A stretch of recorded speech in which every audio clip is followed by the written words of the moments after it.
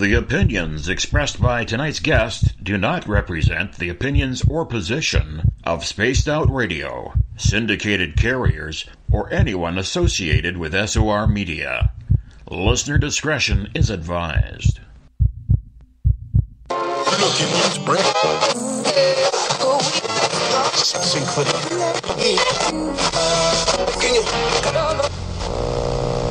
Oh man, there's got to be something to listen to on this dial. This message is being broadcast by the Department of Defense of the Republic. At 2 a.m. Eastern Standard Time, multiple unidentified objects were confirmed to have entered Earth's atmosphere.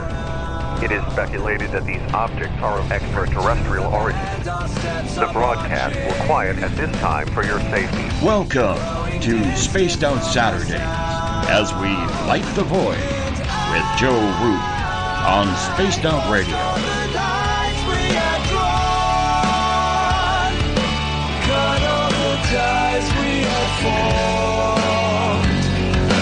Told all the lies to myself while sleepwalking through it all.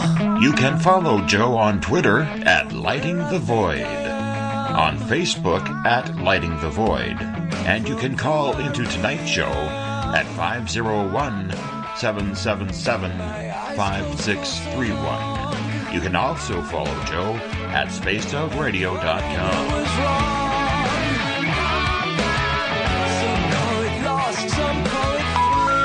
We're sorry. Your call cannot be completed as done.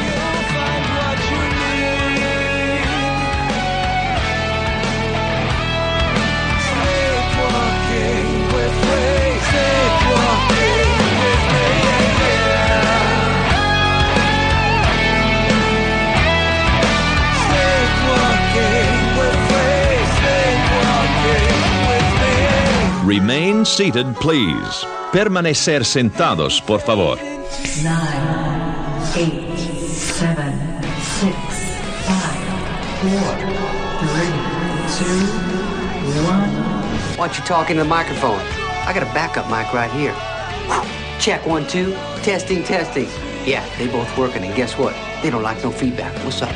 Now, let's fire the show up and light the void on Spaced Out Saturdays with your host, Joe Root. Good evening and welcome to Spaced Out Saturday Tonight. I'm your humble host, Master of Ceremonies, Joe Roop, and it's good to have you with us. It's great to be here. Hope you're strapped in for this one with you on this lovely cold. And actually, it's not cold. I'm so used to saying that. It's beautiful outside. March the 17th on into the 18th. Thank you all for joining us wherever you're listening from across the web or on our affiliates. Let's welcome in everyone listening on our affiliates. WQEE 99 Rock the Key down in Noonan, Georgia, home of the Walking Dead. We are live as well on the United Public Radio Network on 107.7 FM in New Orleans and over 160 countries around the world.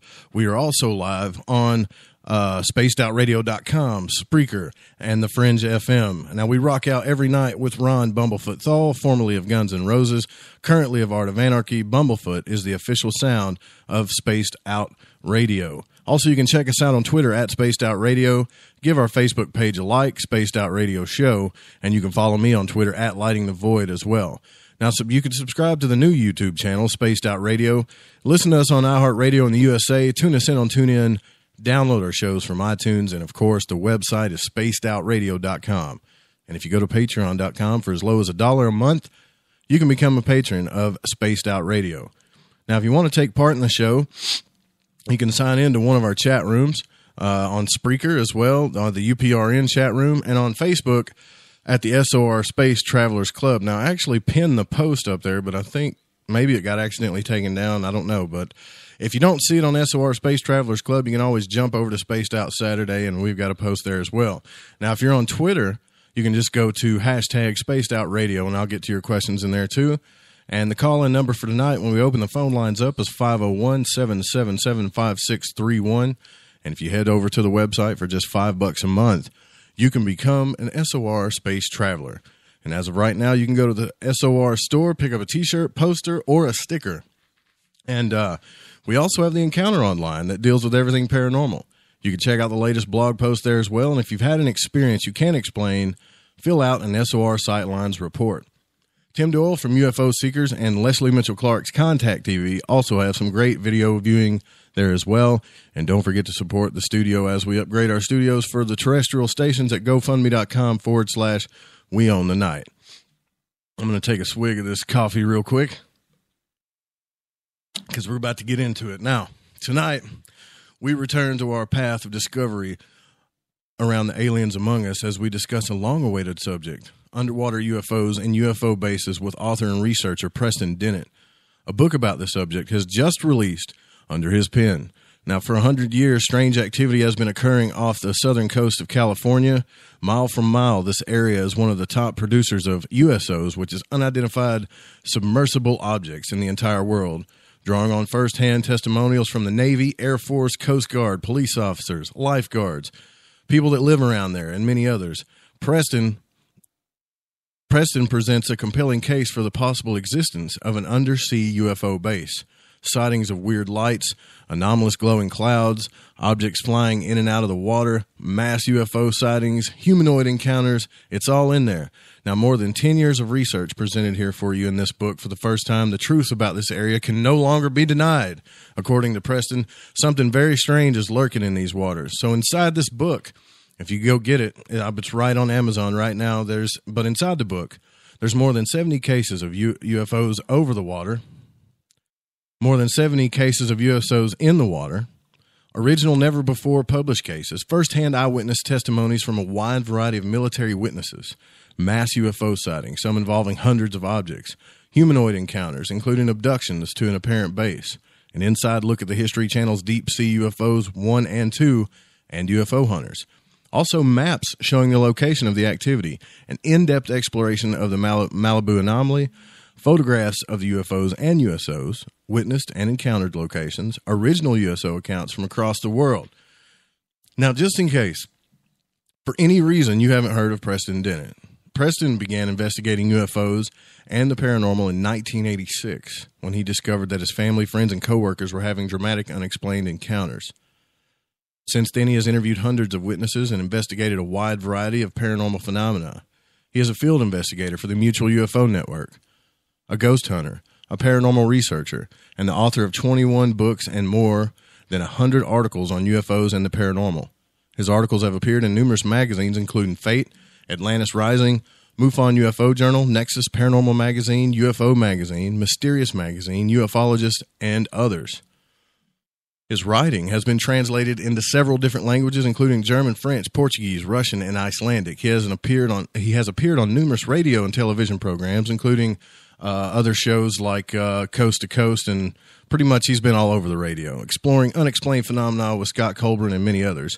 He has appeared on Unsealed, Deep Sea UFOs 1 and 2, UFO Hunters. I mean, the list goes on and on. His research has been presented in the LA Times, the LA Daily News, the Dallas Morning News, and other newspapers. He also has taught classes on various paranormal subjects and lectures across the U.S. He currently resides in Rosada, California, and his website is prestondennett.weebly.com. Preston, I really appreciate you coming back on the show, brother. It's good to have you here. Hey, thanks. Glad to be back. Now, right now, it kind of sounds like you are underwater, actually. So you got the laptop out, right? But I can hear you good, though. You're all right. Well, I hope so. I'll try to be clear as possible. So this is what you were talking to us about the last time you were on the show. And I've just kind of been waiting on hand and knee, waiting for this thing to come out. How did you get involved in researching underwater UFO activity in the first place? It was kind of parallel with the UFOs. As soon as I started investigating UFOs here in Southern California, started getting a lot of reports of USOs, and put a chapter in a book, UFOs over California, about this. And I was going to publicize the book, and to do that, I wrote an article for Fate magazine. Thought this would make a good subject because I've gotten a few more reports since then.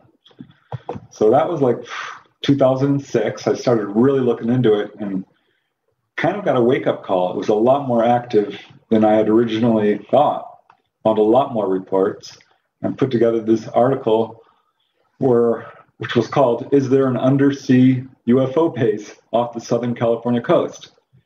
and kind of put together this argument supporting the evidence for this. And that's when it just exploded. I mean, I started getting all kinds of calls. The History Channel called. That article went viral on the internet, and just haven't looked back. It was like 10 crazy years of collecting all these accounts and just really getting my mind blown. And just case after case after case of these objects coming in and out of the water. And not just one or two, but, you know, sometimes involving a lot of objects. You mean like fleets, possibly? Is that what you mean? Right. Okay. Which isn't terribly unusual. You get a lot of reports of 2, 3, even a dozen UFOs. But no, in this particular area, I had like 5 cases involving over 100. In some cases, 200 or 300 objects. So yeah, wow. Something was clearly going on. I got drawn into it kind of involuntarily. But, how can something like this happen where the public, I mean, if it's that much, how's the public not know about this?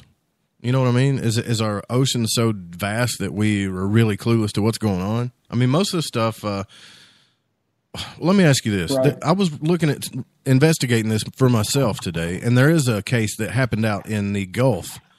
And they're the ones where they took the pictures. I think it was back in 1971 or something, where the submarine took the pictures. And some people were saying it was balloons and stuff. And it, if I'm not doubting it at all, that's not what I'm saying. I'm just wondering, with as much activity as there is, as far as USOs go, how come it's not talked about? Like, it's not even talked about near as much as UFOs. Right. Well, it's something I've asked myself many times. I know that the residents know. There's a lot of buzz in the area about this activity. So locally, it's pretty well known. And just doesn't quite bleed through into the mainstream media for a number of different reasons. There is a ridicule factor. There is an active cover-up. The subject is just not covered seriously when it is covered. Every now and then, some of these reports do break through onto the mainstream news. But yeah, for some reason, USOs have not gotten a whole lot of attention. And I'm not exactly sure why. They've just kind of been overlooked to a large extent. There's been, a little bit written about it. Ivan T. Sanderson, he wrote a book called Invisible Residents about this. Carl Feint, he runs a UFO water website. He's probably the expert in this particular subject. But yeah, I got drawn into it. Because I started receiving so many reports. And when I looked into it, I found out the investigators in this area were very well aware of it and had done their best to publicize it for many years. I mean, there's Ann Druffel, Robert Stanley. We talk about it a lot. That's not what I'm saying, though. I know that in this field we talk about it a lot, Preston. What I mean is like the general public. It doesn't, like we were talking about before the show, the whole Tom DeLonge thing, right? Right. Good grief. People are calling me and they know I got a show that's on. That's incredible. Anyways, sorry about that, guys. But, maybe the Tom DeLonge thing is a distraction from this. You seen the Fast Mover UFO, right? That they put out, the one that was going over the water, which was already been out, but they're making more of a public light about it now. You seen that one, didn't you? Yeah, I'm happy to see this footage coming out. It's not the best footage that's out there by any means, but to have an official backing behind it, I think is certainly helpful. And like I was saying earlier, it's movement. It's been a traffic jam in terms of getting any information in an official capacity from the U.S. government. And this is just a little drip of it. I understand there's more coming down the pipeline, but yeah, I would definitely think that this would be something that they would want to cover up. I mean, I really, to me, like I've always believed the DeLonge thing was kind of a distraction to begin with, but I know, like I said, in our field that that's my opinion. That's why I'm asking you this. In our field, we talk about it a lot, but you don't see it. It's not really a mainstream thing like the new disclosure thing is, right, with regular UFOs. Right. Yeah, I'm not sure why. People are, I think, scared of this subject. And, to find out that there's all this activity going on right next to a very large population base. I think that's a little disconcerting. I think mostly it's just the media's reluctance to cover this subject in general that's prevented it from being, publicized more. So the main activity of USOs is off the coast of California, or is it in the Gulf that we know of?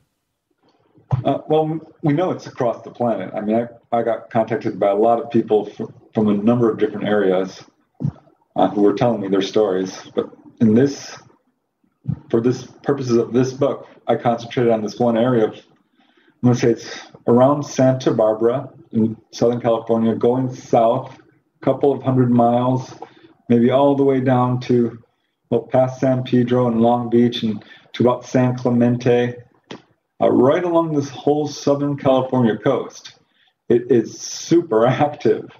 I mean, I'm telling you, there's the Pacific Coast Highway. It runs right along the coast here.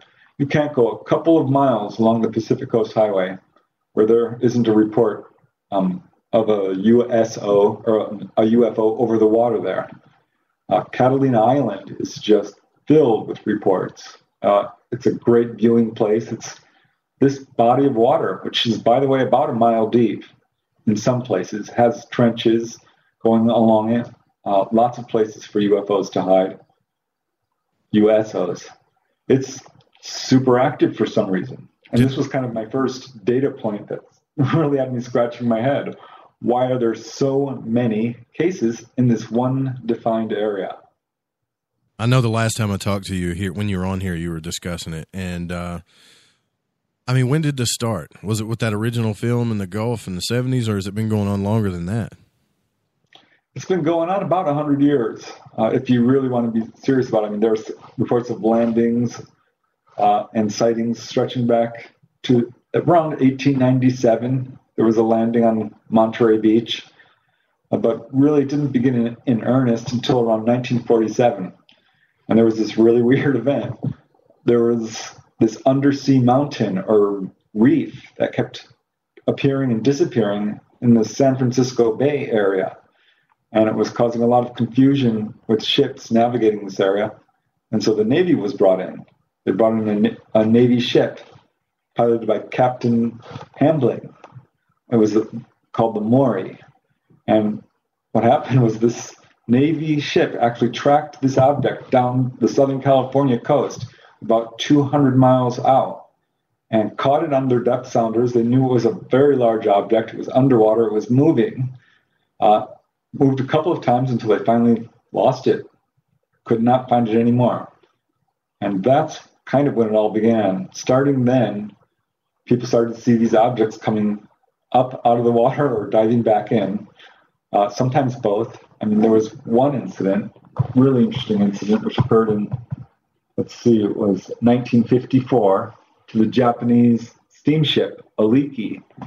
And they saw this, what they thought was a fireball at first, comes swooping down out of the sky, dives into the water, but then it comes out and flies away. Obviously not a fireball, right? Exactly. Yeah, obviously. Yeah, right.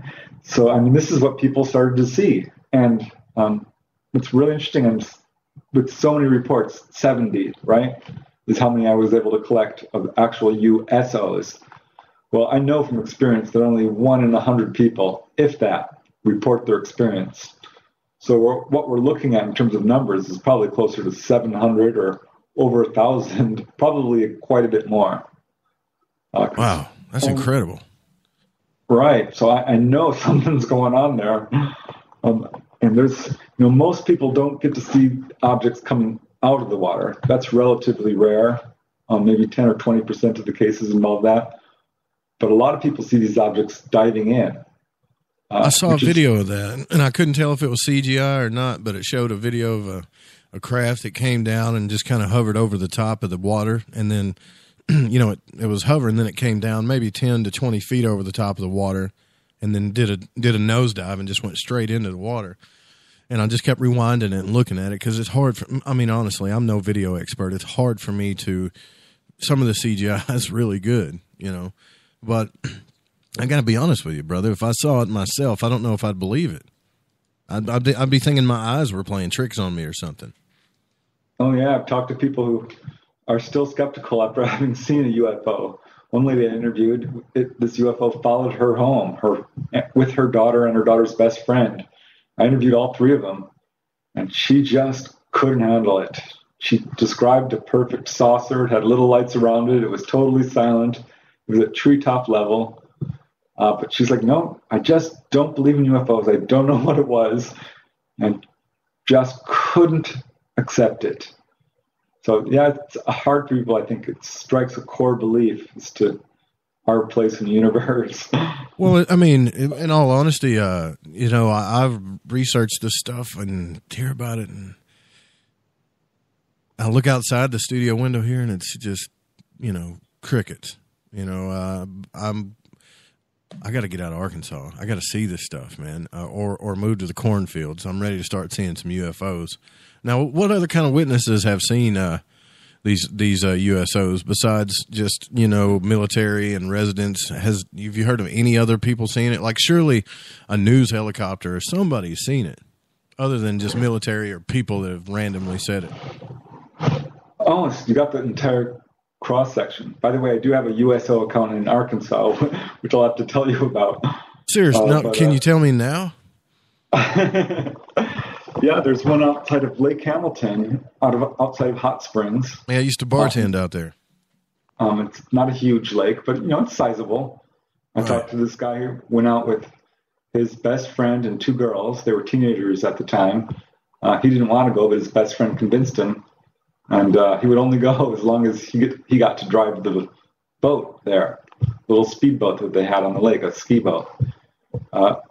Pretty big boat, it's 15 feet long, and they go out onto Lake Hamilton, find a little cove there, which is pretty isolated. This is at night, back in the 1960s, and he's in the front seat with this other girl, and his best friend is in this back seat while they're kind of messing around, and he's talking with the girl in front, and you hear this gurgling sound, and the girls are like, what's that noise? And they couldn't locate the source, but finally what happened was this object rises up right next to their boat, literally within a foot of it, almost touching it. And it was a 25-foot wide, maybe 30 feet, black circular object with kind of a dome on top. And their first thought was, what's going on? It's a dock, because they used to make these floating docks out of barrels and things like this. And that's what they were thinking, but it obviously wasn't that. And the girls are screaming at this point, and they want to leave. They're very frightened. And he tries to put the boat on full speed, and throttle away, and it just won't move. It's stuck. It's like magnetized to this object or something. And so they're in a complete panic at this point, and boom, they have missing time. Next thing they know, they're on a different part of the lake. The boat is bouncing along in the water. They're about to hit a pole. He pulls off the throttle, and they kind of go home after they're a little bit shaken up. And when they get home, the parents are furious. And they tried to explain, but the parents were ready to call the police because they were about 2-3 hours late. And I think you told me about this before briefly, actually, on Lake Hamilton. Now I remember that now. That's incredible. I'm going to have to go out there. Actually, you know what? If you don't mind, well, we can talk about that later because I'd like to go down there and investigate it myself since it's so close to home. But thanks for sharing that, by the way. I know I kind of threw you off a little bit. But Bob Davis wants to know in the Spreaker chat, what about the Bermuda Triangle? Heard any stories out there?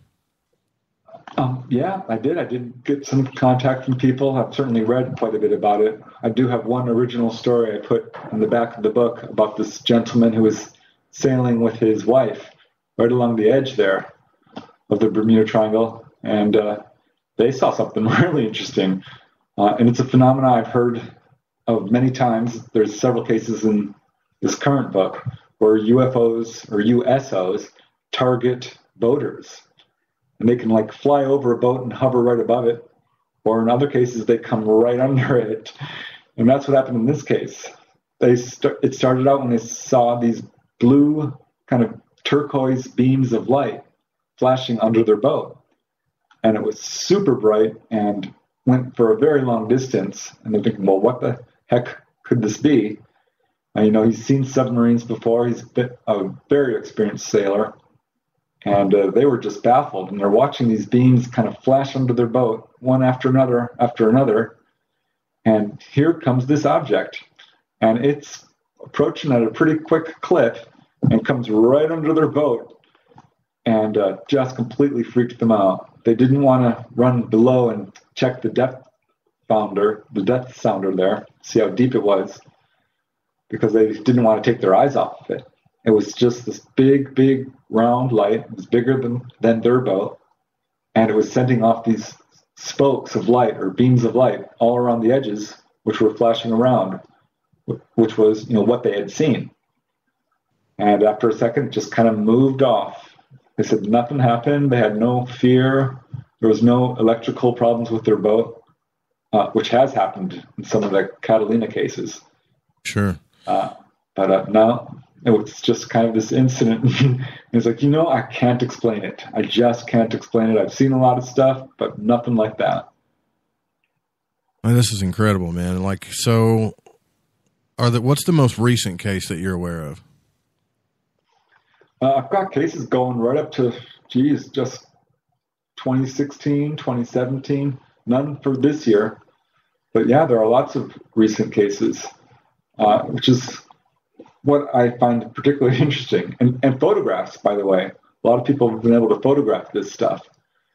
So this activity has been going on steadily for, I'm going to say, since at least 1947. So that's 70, 80 years. Mm-hmm.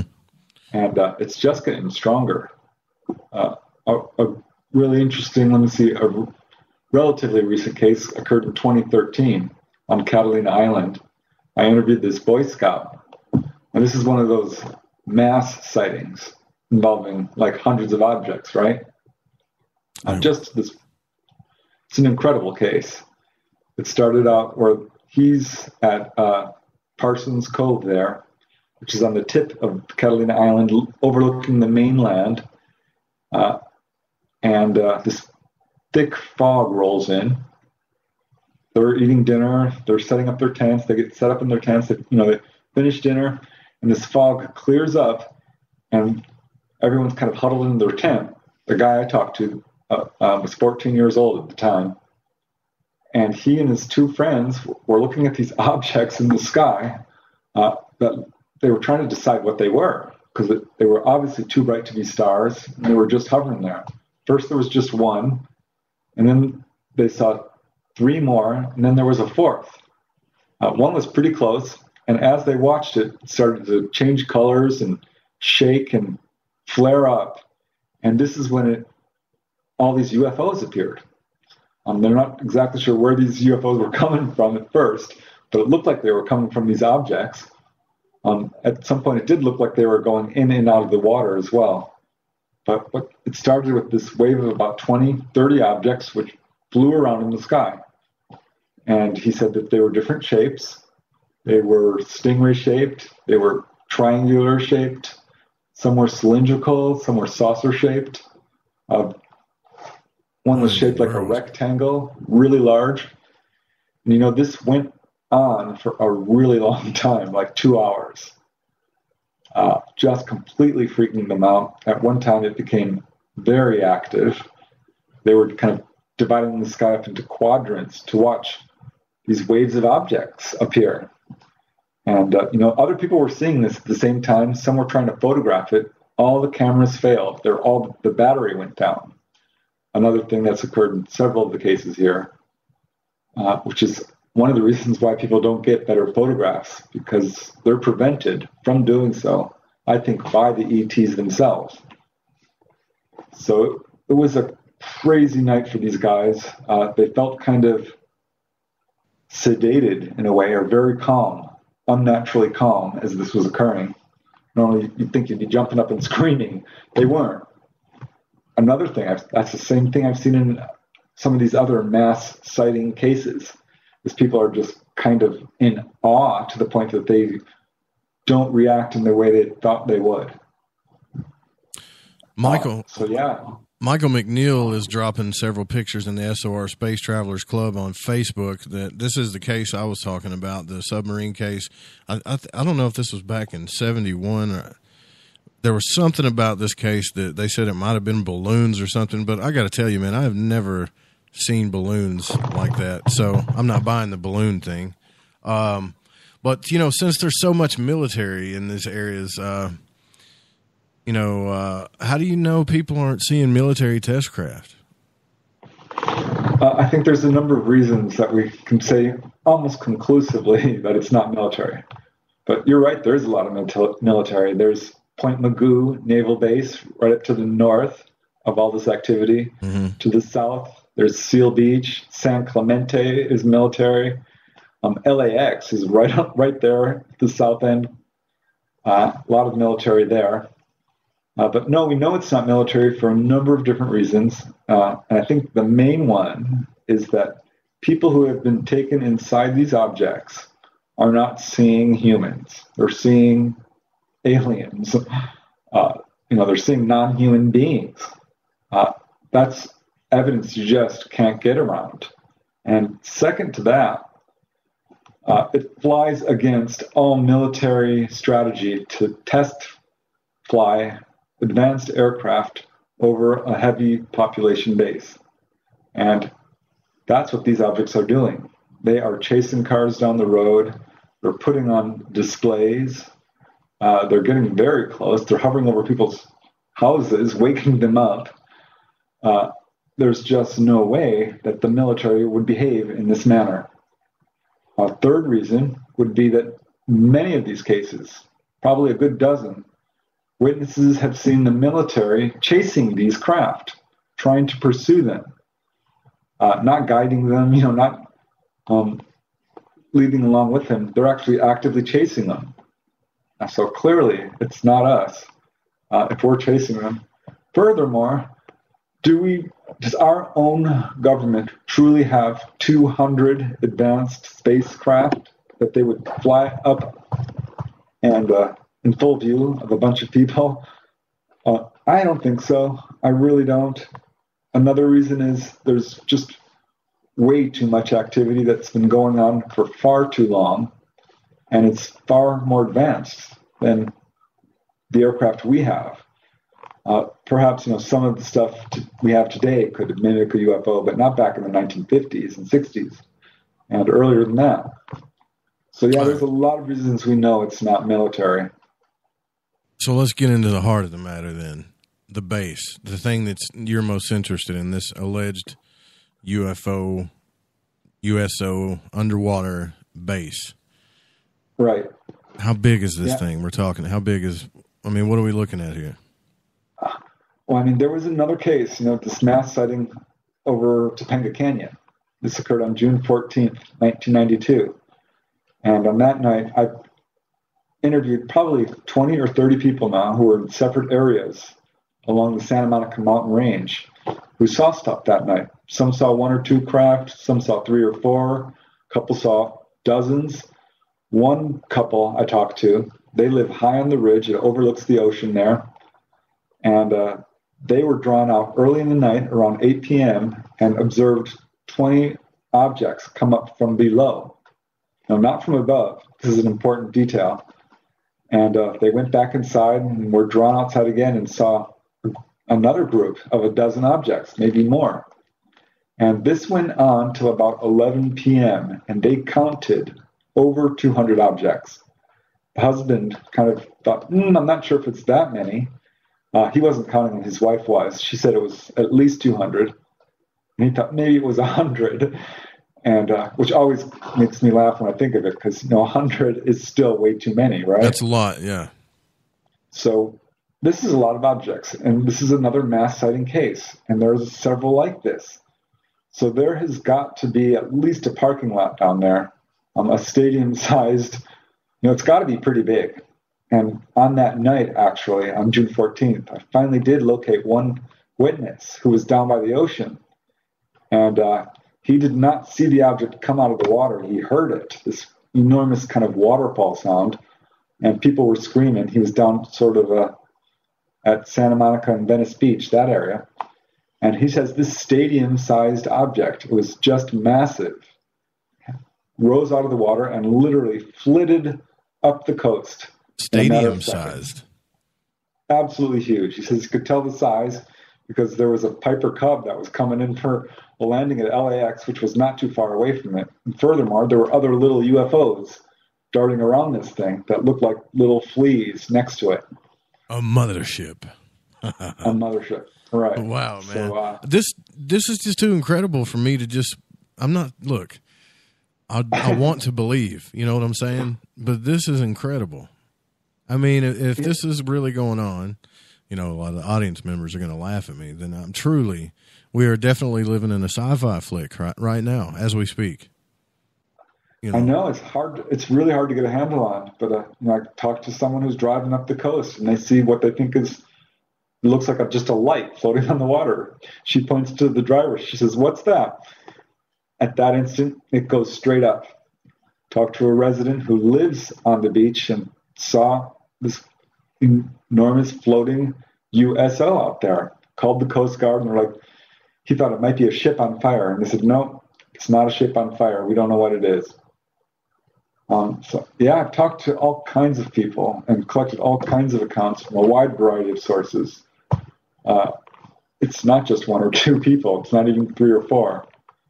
And this base, I started building these data points. I'm like, okay, here we have 150 cases of UFOs and USOs in this area. We have mass sightings, okay? Where are all these objects coming from if they're not coming from above and they're coming from below? So I started to build this sort of case of, maybe there's something here. And one of the things that clinched it was I was interviewing this gentleman. He's a pilot and a doctor. But as a child, he was on Catalina Island with his friend and his family. And he was just a teenager. He and his friend had decided to buy some comic books and go to the boat on Avalon Harbor and read them. And it was early evening. It wasn't quite dark yet. They went into the boat, and that's the last thing they remember. They were waking up the next morning. And he started to experience markers of contact at his home here in Tarzana. Had some really unusual experiences in his home. And as an adult, had a UFO sighting which prompted him to go under hypnosis. So he goes under hypnosis to explore this incident back on Catalina Island, which he felt was really unusual. And under hypnotic regression, he recalls not being taken inside a UFO, which is, I'm going to say, almost always what I hear when someone has, quote, missing time. They'll describe, a round room being examined, gray type ETs usually, not always, but usually some variation of that. And what he saw was different. He said, no, it wasn't inside a UFO. It was, I felt like it was underground, is what he said. There were rock walls. It was a cavern, very large, not super large, but sizable. And his friend was taken off to another room or another area. So he went into a cave? Yeah. Underground, he felt. And it looked rock walls. Huh. I've never heard of that. Ever. Yeah. And so it kind of caught me by surprise, let me tell you. So do you believe with your whole heart there's a base in our ocean, a UFO base in our oceans right now? I believe it. I don't know it.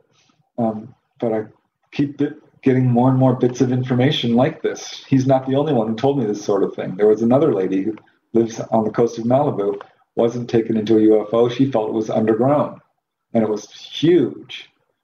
And there's a whistleblower or two who have said flat out, there is a base down there. And not only is there a base, one says it's a human base. The other person said it was a human base with aliens working together. A number of people have contacted me and said there's a tunnel which actually comes out in this area leading to Edwards Air Force Base and Area 51. And it's huge. It's underwater. Submarines can travel all the way inland this far.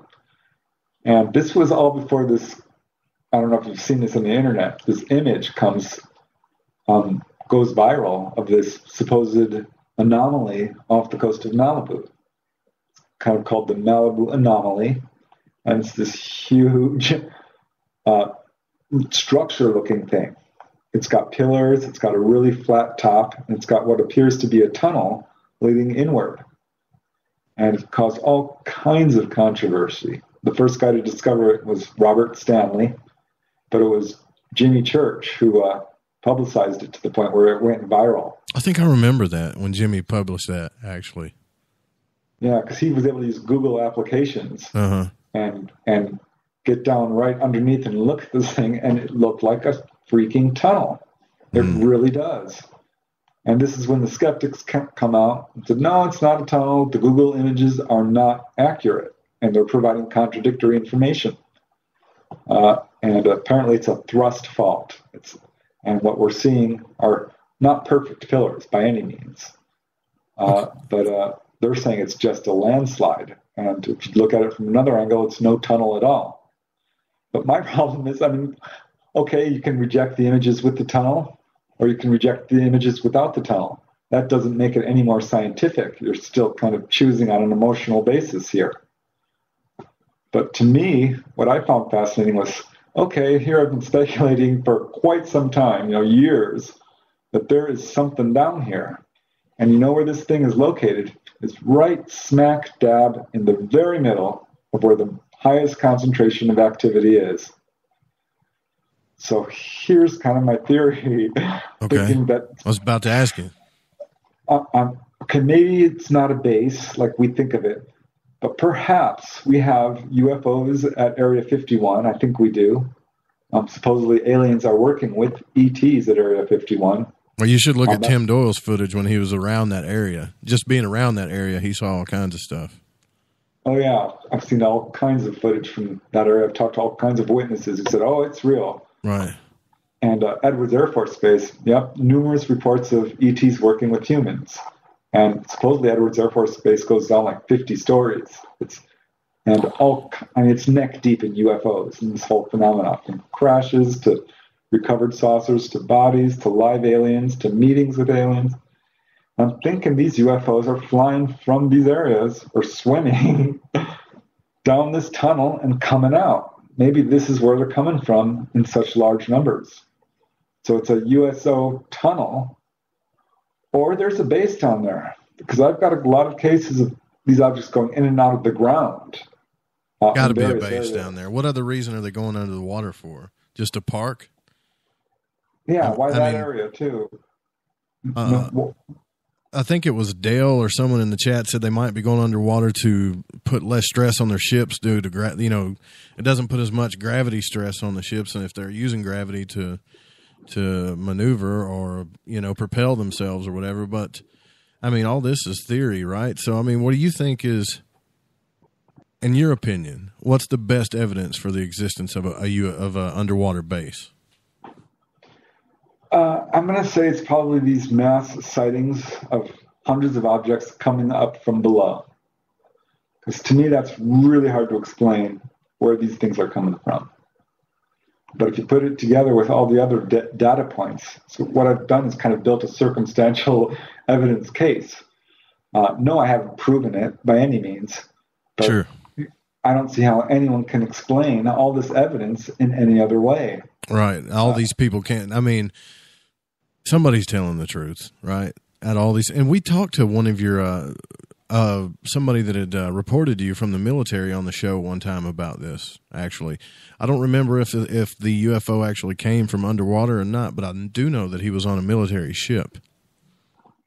Oh yeah, I've interviewed a number of military witnesses. One guy was a submarine navigator, and he and his friend were going up the coast here. They'd kind of just left the Santa Catalina area, and we're kind of north of it, going up the coast following another boat, which they suddenly lost track of, lost radio contact with, couldn't see it.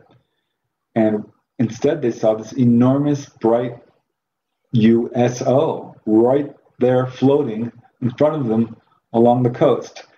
And they were very experienced sailors, and Marine officers. I mean, these were Navy guys, right? So they knew that this was an area where there was a lot of rocks and a boat could not be there. And yet here was this very, very large boat, or what appeared to be. It didn't look like a ship. It had a bank of lights on it that they described looking more like stadium lights than anything. No conventional lights at all.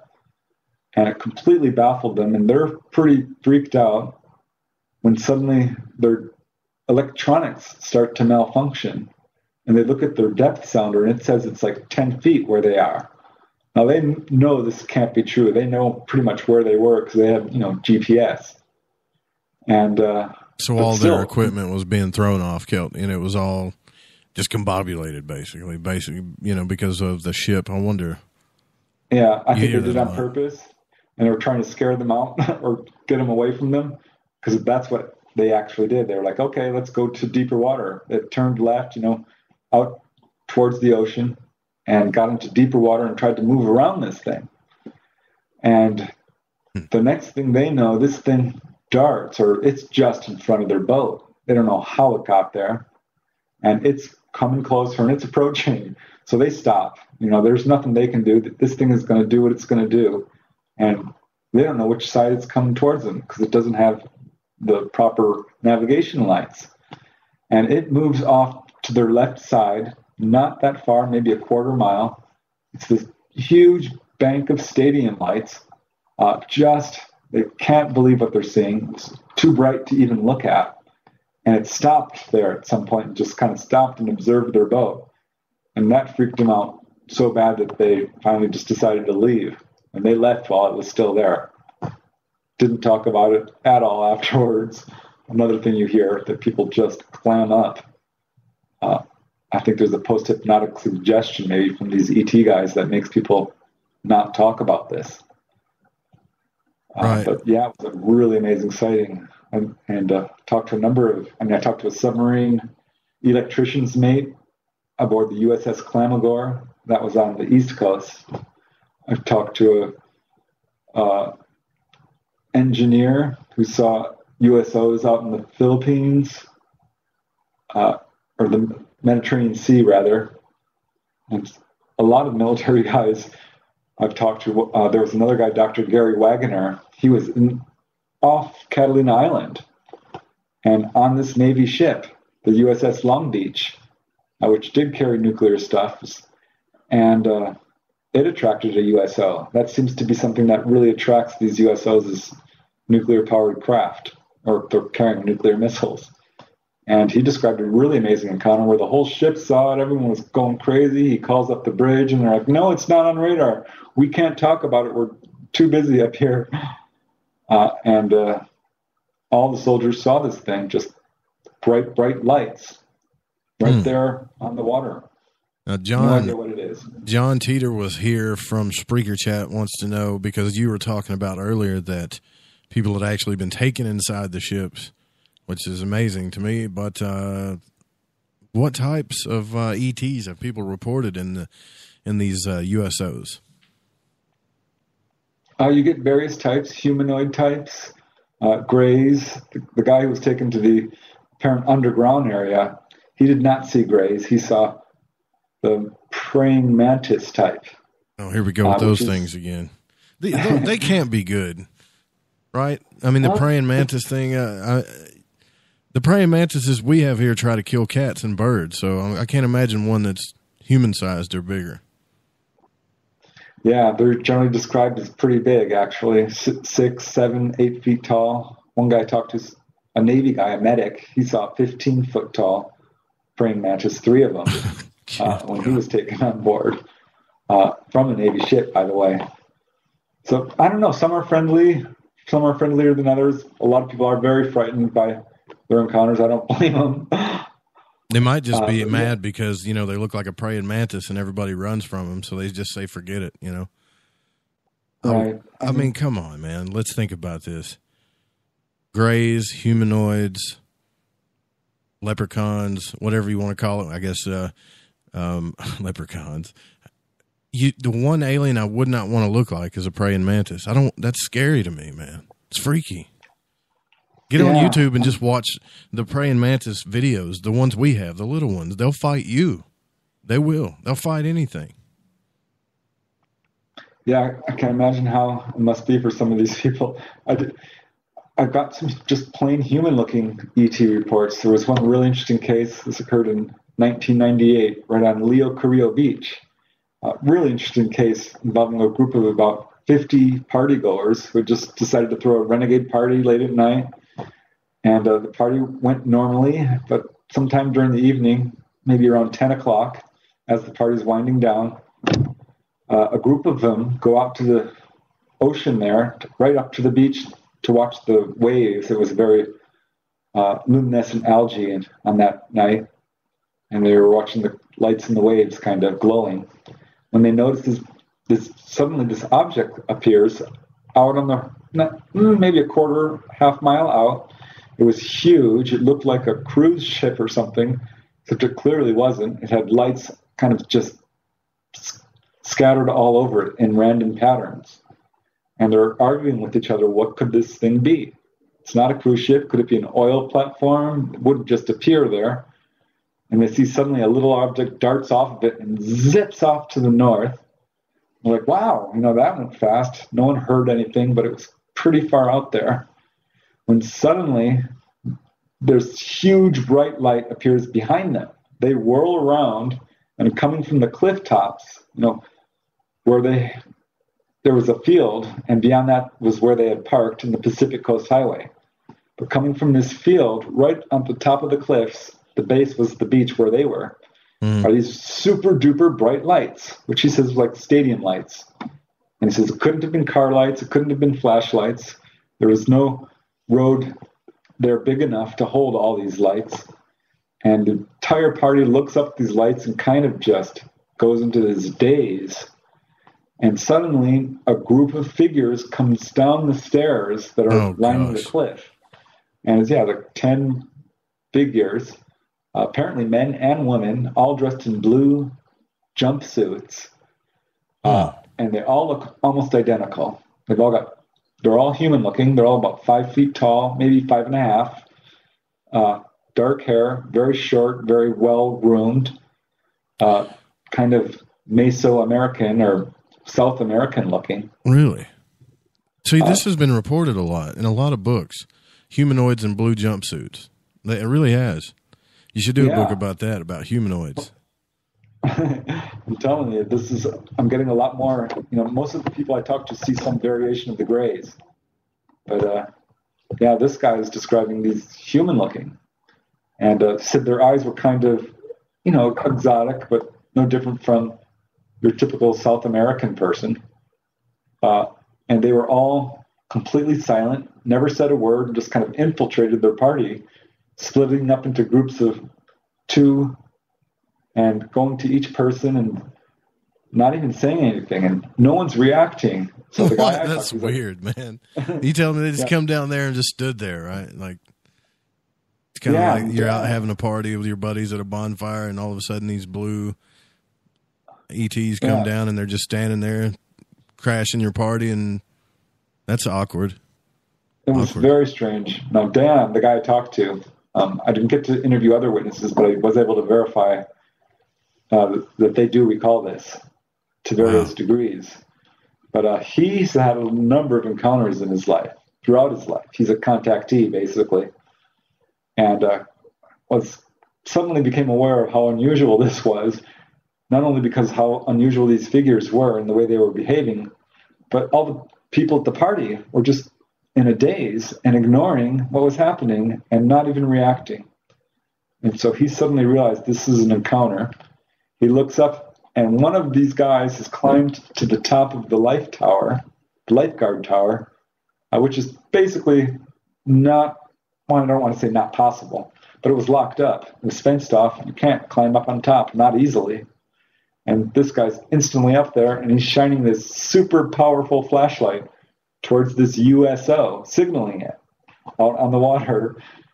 And this is when it just went really strange. He saw that some of these guys had weird things in their hands. He thought at first they were bottles or flashlights, but they weren't. They were like screens with little lights on them. And he's starting to freak out when, boom, they have missing time. But this was before those smartphones. Okay, I got you. 1998. Right. No, it looked more, but he said, it was like tablets almost. Okay. Is what it looked like. The kind of tablets we have today. Right. And next thing he knows, he's not where he was standing before, and he's down by the beach. He's in a line of about 10 people, a perfect row, and there's a row behind him of about 10 people, all of the partygoers, and they're all just standing there in a daze, and he looks down at his feet, and there's a circle indented into the sand. No footsteps, nothing. And everyone sees, everyone's got a circle around them. It's like they've been beamed down to the ground or something. And that's what he's like. What? And they're like, oh my God. And so they all just decide to go home. You think you have control of your life. You think you're in control. Look in the mirror every day and tell, I'm in control. Do your daily affirmations until one day an alien in a blue jumpsuit comes down and hypnotizes you, and you realize just how weak-minded you really are. That's scary, man. We got to take a break, but I want to come back to you and talk.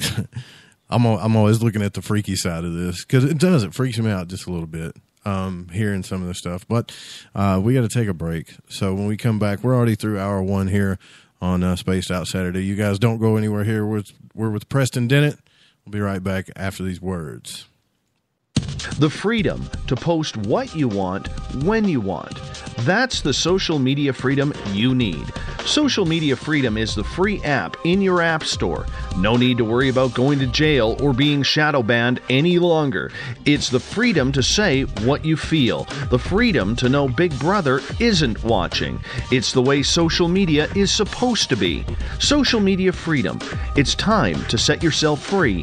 Download from your app store today. The first annual Caribou Paracon is happening September 28th to 30th in the 108 Mile Ranch, British Columbia. Brought to you by the Canadian Society of Questers and Spaced Out Radio. Come listen to our featured speaker, Grant Cameron, along with Elizabeth Anglin, Paisley Town, Mike Moran, Eric Cooper, and more. It's a 3-day supernatural adventure at the Spruce Hills Resort and Spa. Tickets for the weekend are $150 Canadian. The Caribou Paracon, celebrating everything paranormal. Find your escape where time has no limits. It's about living today and cherishing the heritage of yesterday. A spirit of adventure for what is new, with the nostalgia of the past. Your timepiece is a reflection of who you are. Life surrounded by beauty from the world around us to the soul within. EscapeWatches.com. There is no time like the present to enjoy your escape. Use promo code SMF2017 for your 20% discount today. Lorian Fenton here, SOR listeners. Join me at UFOCon 2018 in South San Francisco, California, March 23rd through 25th, where 14 presenters discuss all things disclosure, UFOs, and aliens. Stephen Bassett, Grant Cameron, and Melinda Leslie address disclosure. Preston Dennett will present Inside UFOs. Your Dave Scott and Lynn Buchanan tell of amazing alien contact. Get tickets at caufocon.com.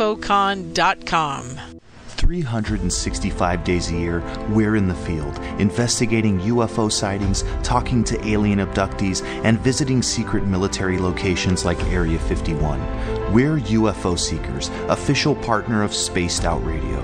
Follow our daily search for the truth at ufoseekers.com or like us on social media. Catch us on Spaced Out Radio every third Monday of the month as we discuss Area 51, UFOs, and more. And also, don't forget to subscribe to us on YouTube. It's paranormal news at its finest. Welcome to The Encounter. At spaceoutradio.com, The Encounter online is SOR's trusted news source for everything weird and strange going on around the world. This is news editor Eric Markham. Our team of journalists are scouring the planet for those strange stories that rarely make the mainstream. No fear-mongering or fake news here. Head over to spaceoutradio.com and encounter The Encounter. Want to learn more about aliens, cover-ups, conspiracies? cryptids and the paranormal? All you have to do is tune in S4 as we take over the Spaced Out Radio Night, starting at midnight Pacific, 3 a.m. Eastern, each and every Saturday night, right after Spaced Out Saturdays. Hi there, this is Eric Cooper from Forest Moon Paranormal. Join me, Corey Ruse, and friends as we discuss the hot topics of the night. It's fun, entertaining, and as dark as the night. Find us at spacedoutradio.com. Are you an experiencer? Have you had run-ins with strange creatures you can't explain? ETs, Dogman, Bigfoot, werewolves? They're enough to scare the daylights out of anyone. Hi there, I'm Butch Witkowski from your Four Cop. And on the last Monday of every month, you can listen to me and the host, Dave Scott, talk about the weird and the strange being reported on Spaced Out Radio. I'm going to bring my investigations and sources, you bring your experiences, and we'll figure out the rest together. Strange Days on Spaced Out Radio. Come tune us in at spacedoutradio.com. Do you want to know what's really going on in your world? Do you have questions about who you can trust in the mainstream media? Then look no further than the Rebel Planet. Come get the straight answers right here at spacedoutradio.com. Join me, Jamie Sexton, creator of Rebel Planet News, as I fill you in on the stories behind the stories. All you truth seekers, be sure to tune in to Rebel Planet on spacedoutradio.com the third Thursday of every month. Psychic Sundays, spiritual communication, ET contact, Sasquatch in your backyard. We will have it all on Cosmic Passport with me, Elizabeth Anglin. Each Sunday, starting at 9 p.m. Pacific, midnight Eastern, at spacedoutradio.com, I will take you on a journey of enlightenment. The goal is learning from the soul on out. We'd love it if you joined our experience. Cosmic Passport, heard Sundays at spacedoutradio.com. Are you interested in advertising on Spaced Out Radio? Head to our website at spacedoutradio.com and click on our advertising tab. There, you will find an assortment of ways you can get your product out there with us, from radio commercials to banners and social media. Have a product you like our hosts to endorse? We can do that too. Visit spacedoutradio.com for more details.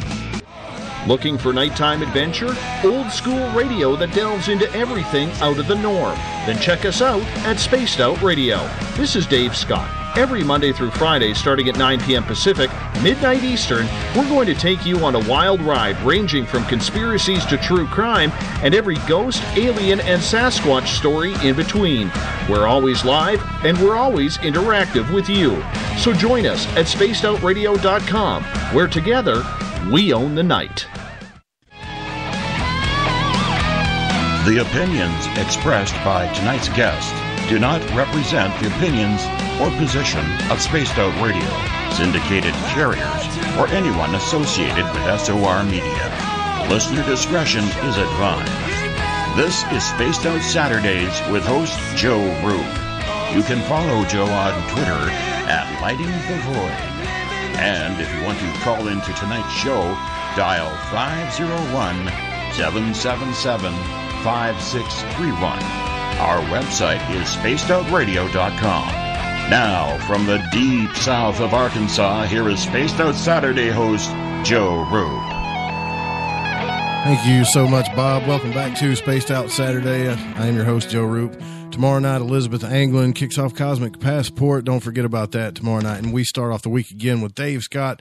And Spaced Out Radio is going to be here for you 7 nights a week. We're here for you 7 nights a week. Actually, next Friday, I'll be hosting Friday night because Dave's going to be at the UFO Con along with Mr. Preston Dennett. I wanted to bring that up before I forgot about it. So you're going to be speaking out there as well, right? I am. Yeah, super excited. Are you going to be talking about this subject in particular? No, I'm going to be talking about inside UFOs in one of my other books, but this is going to come up for sure. And I kind of make each lecture, each presentation a little bit different, so I always got a few surprises up my sleeve. Cool, man. That's cool. I don't know if they're going to do it online. I would love to get out there, but I can't. There's no way. But I know Dave's going to be speaking. You're going to be speaking. It's going to be really cool. So if you guys are in the area, I would highly recommend going out there. I was thinking about this a while ago, and I want to I guess I want to bring it up while it's on my mind. What about you, man? Have you ever seen a USO? I know you've seen a UFO. But what about a USO? No, I haven't, and I feel like I should have because I've been in that area long enough. My sister-in-law, the one who did the cover for my book, she did see one, a really extraordinary, bright light right over the water there. And there's been a few times where I saw lights, but I'm just, I can't say it. I need something a little bit more, because it could have been a plane that was just way out there, but nothing I can really sink my teeth into. There was one time I was on the ridge there, very close to the area where that couple saw 200 UFOs. And I saw this huge light flare up, kind of right there on the ridge top, overlooking the ocean. And I wasn't going to say anything until the lady was standing right next to me screamed. It was like, did you see that? I'm like, yeah, I did. But a lot of anomalous lights like that sort of thing. But I want to see a metallic craft. I want to see something coming in and out of the water. And that I haven't seen yet. Do you want to see a praying mantis? Because I don't. I'd like to think I would react well, but you don't know until it happens, I think. Because, the people I've talked to, some of them are pretty tough guys and did not react well. Yeah. So I can relate to that. I'm a pretty big boy myself, but I don't want to tangle up with a praying mantis. The guy I interviewed, who's a pilot and a doctor, he says no, he wasn't scared. They didn't hurt him. They didn't do anything to him. Its appearance was definitely disconcerting, but he never felt like terror, and never remembered anything, super scary. So I guess people just react differently. All right, I want to know your opinion on this with all the research you've done. Here lately, we've got, and I hate to say it, I don't want to do the I told you so thing, but I've been talking about this for months. Now Trump is talking about, I'm sure you're aware of this, space, the military in space. So we're making this movement towards space, right? Makes me think, as dumb as they think a lot of us are, to me, that kind of validates some of the stuff that's going on. They want us to believe that it's all just to get out in space, and he considers some of it war area or whatever, but there has to be more than a threat just from other countries for them to put this kind of money in it. That's just my opinion, though. Yeah, my alarm bells went off in my head, when I heard that comment from him. And I thought, Stephen Greer's been talking about this, weaponizing space and a war against the evil aliens, which could be what's coming down the pipeline. I hope not, because if so, I'm fighting it. I said many times that the UFO phenomenon is absolutely real, but I don't think it's hostile. No, it's not always a nice thing to have an encounter. I know people who've been medically devastated by it, emotionally traumatized, and it's not a pleasant experience. But in my research, what I'm seeing is that ETs are not intentionally harming people. They're not hostily taking over our planet when they could. Their agenda is not to hurt or scare people at all. The worst that they do is they come down and they use people. They get what they need, usually genetic material, and they leave that person alone. Other times, people are overcoming their fear or for whatever reason, they'll get messages, and ETs will give them all kinds of information. People come away from their encounters spiritually transformed. They're not pulled up into a UFO and tortured for the aliens' pleasure. It's nothing like that. It's nothing hostile. We're much more hostile. Yeah, I know that when I, you've also been on my other radio show, Lighting the Void, which is on the Fringe FM, comes on Tuesday and Wednesday nights. And I know that when I talked to Whitley Strieber on that show, it was during the break, is one of the questions I asked him about that, about the threat. And he kind of feels the same way, even though, he had one of the most, famous abductions of all kind that wasn't that friendly. He still doesn't believe that it's totally, a malevolent thing at all. And he definitely relates it to spirituality with his new book that's out. Yeah, not to say that there aren't bad guys out there. I think we'd be naive to say, oh, everything's puppies and rainbows. No. Some people do have negative experiences. And I certainly don't want to deny someone their experience. They're the one who had it. But most of the people I've talked to do not feel the aliens are evil or the ETs are malevolent or purposefully trying to hurt them or scare them or their lives. And it's, in fact, the opposite. So contact in general is, I think, not something to be afraid of, but it can certainly transform your life in a huge, huge way. Yeah, so back to this government thing, all right? Tom DeLonge comes out with a company that talks about the aliens are a threat. Just about that same time, Trump reestablished, I think it was the National Aerospace something, I forget what he called it, but it was something that Herbert Walker Bush used to have, and he used to run the CIA. Think about that. Now we're moving towards soldiers in space. This whole threat thing, they're not going to lay off of this. This is their agenda, man, and I really think they're hiding more than we know. Yeah, well, you kind of got to see it from their position too. From a military standpoint, we're facing unknown quantity that has total control, or not total, but certainly can do all kinds of things that we can't. And that's got to really upset them. When these UFOs come zooming down and turn off our missiles, or hover over the White House, or, Phoenix even, just doing whatever they want. So, yeah, from a military standpoint, these guys are not controllable. And that's, I think, what they're looking for, the military. They want to be able to be on equal footing with these guys. Well, with all due respect to our military and the paranoia of what I guess you could say a reasonable paranoia, right? Because the unknown is a threat. But, we could get taken out by an asteroid at any time. If it wasn't for Jupiter, God bless Mother Jupiter, right? I mean, we're still on the edge. We could get taken out by an asteroid at any time right now. And to me, this is what they need to be worried about, because just like Graham Hancock says and Randall Carlson, we're getting lucky in space. It doesn't seem that way because of, the time that we've been on, but we've only been alive, or I guess a civilization, probably at a small comparison to how long this planet's been in the universe. So we're actually getting very lucky. Thank God Jupiter's there, because if it wasn't, we would be annihilated right now, Right. And almost have been a few times. I mean, we've seen some really remarkable footage. Remember that meteor that came down and crashed in Russia? Blew up windows and all kinds of things for miles and miles.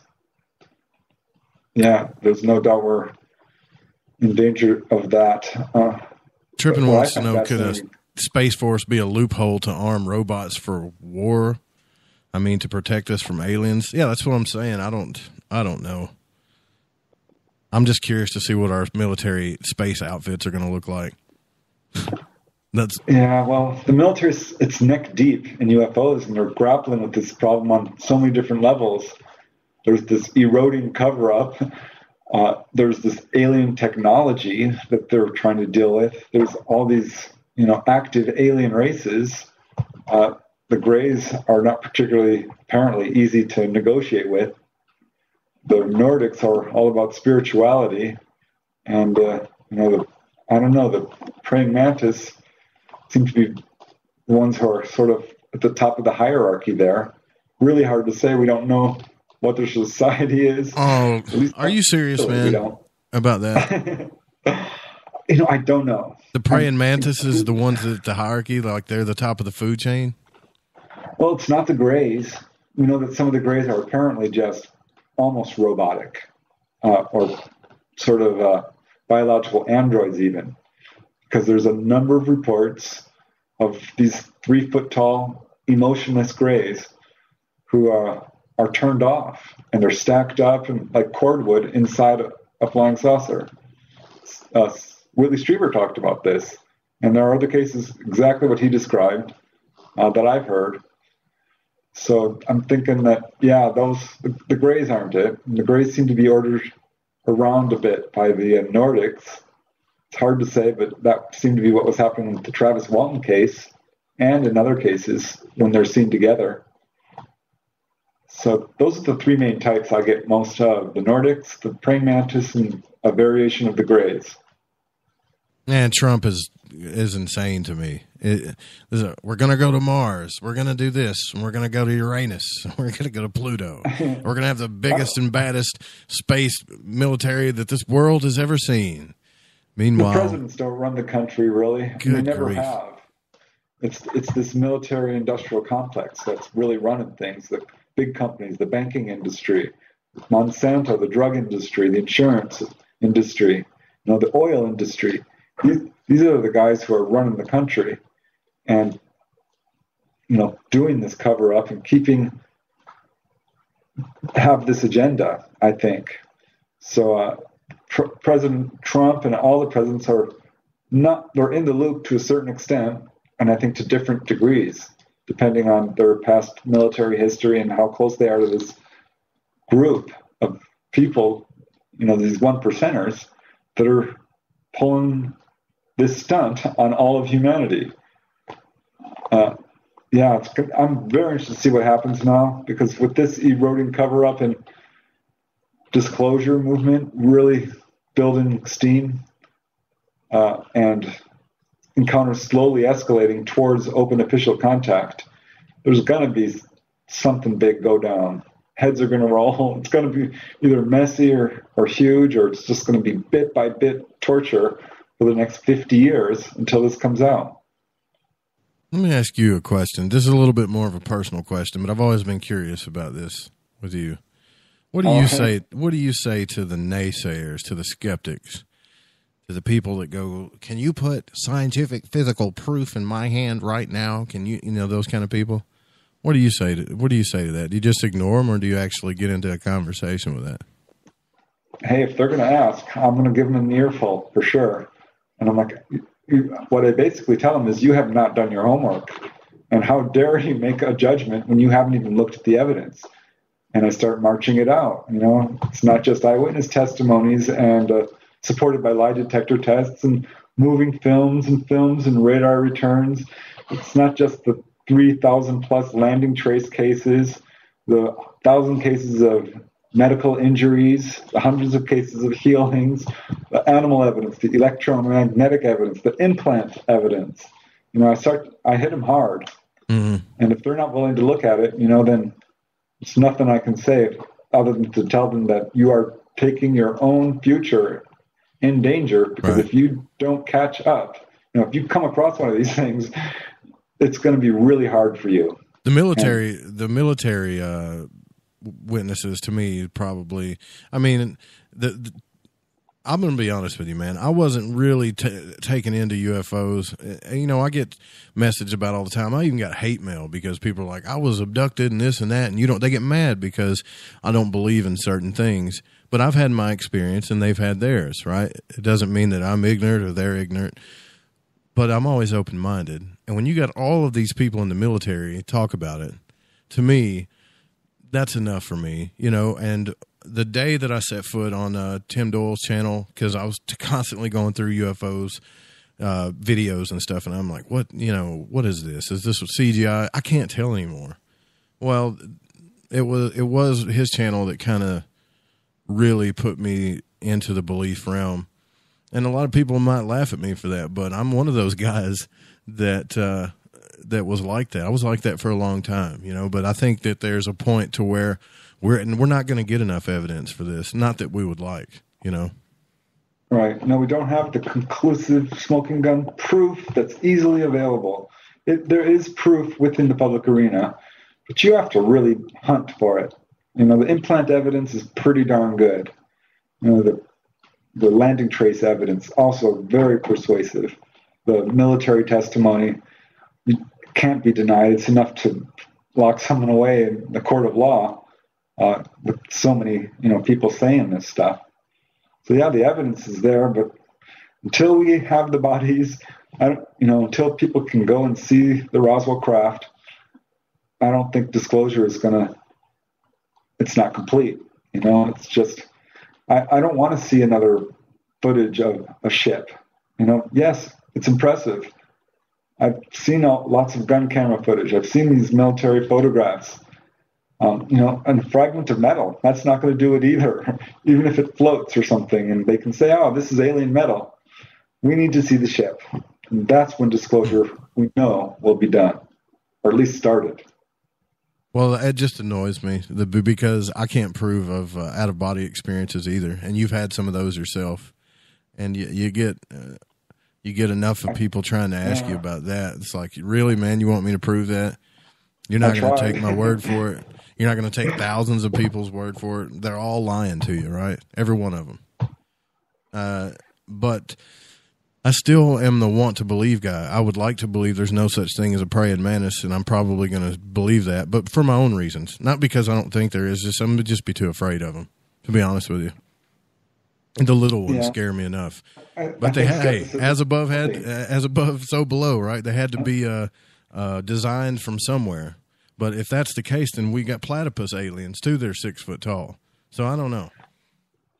Yeah, I mean, there's all different kinds of animals, and I wonder about that because the aliens are all about genetics. And here we have some ETs which appear to be variations of our own Earth creatures, and yet not all of them. I mean, I have heard accounts of dog-like aliens and cat-like aliens. There was a case of a horse-like face on an alien. Like, are we talking dolphin-like aliens? I heard a case about that, and I'm like, I don't know. This is beginning to get a little out of control here.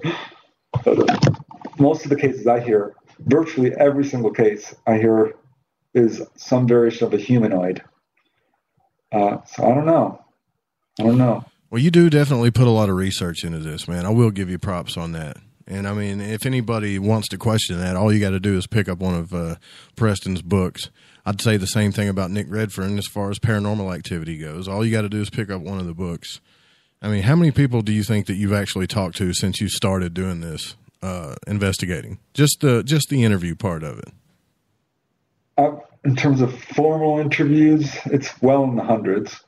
But I've talked to thousands of people easily.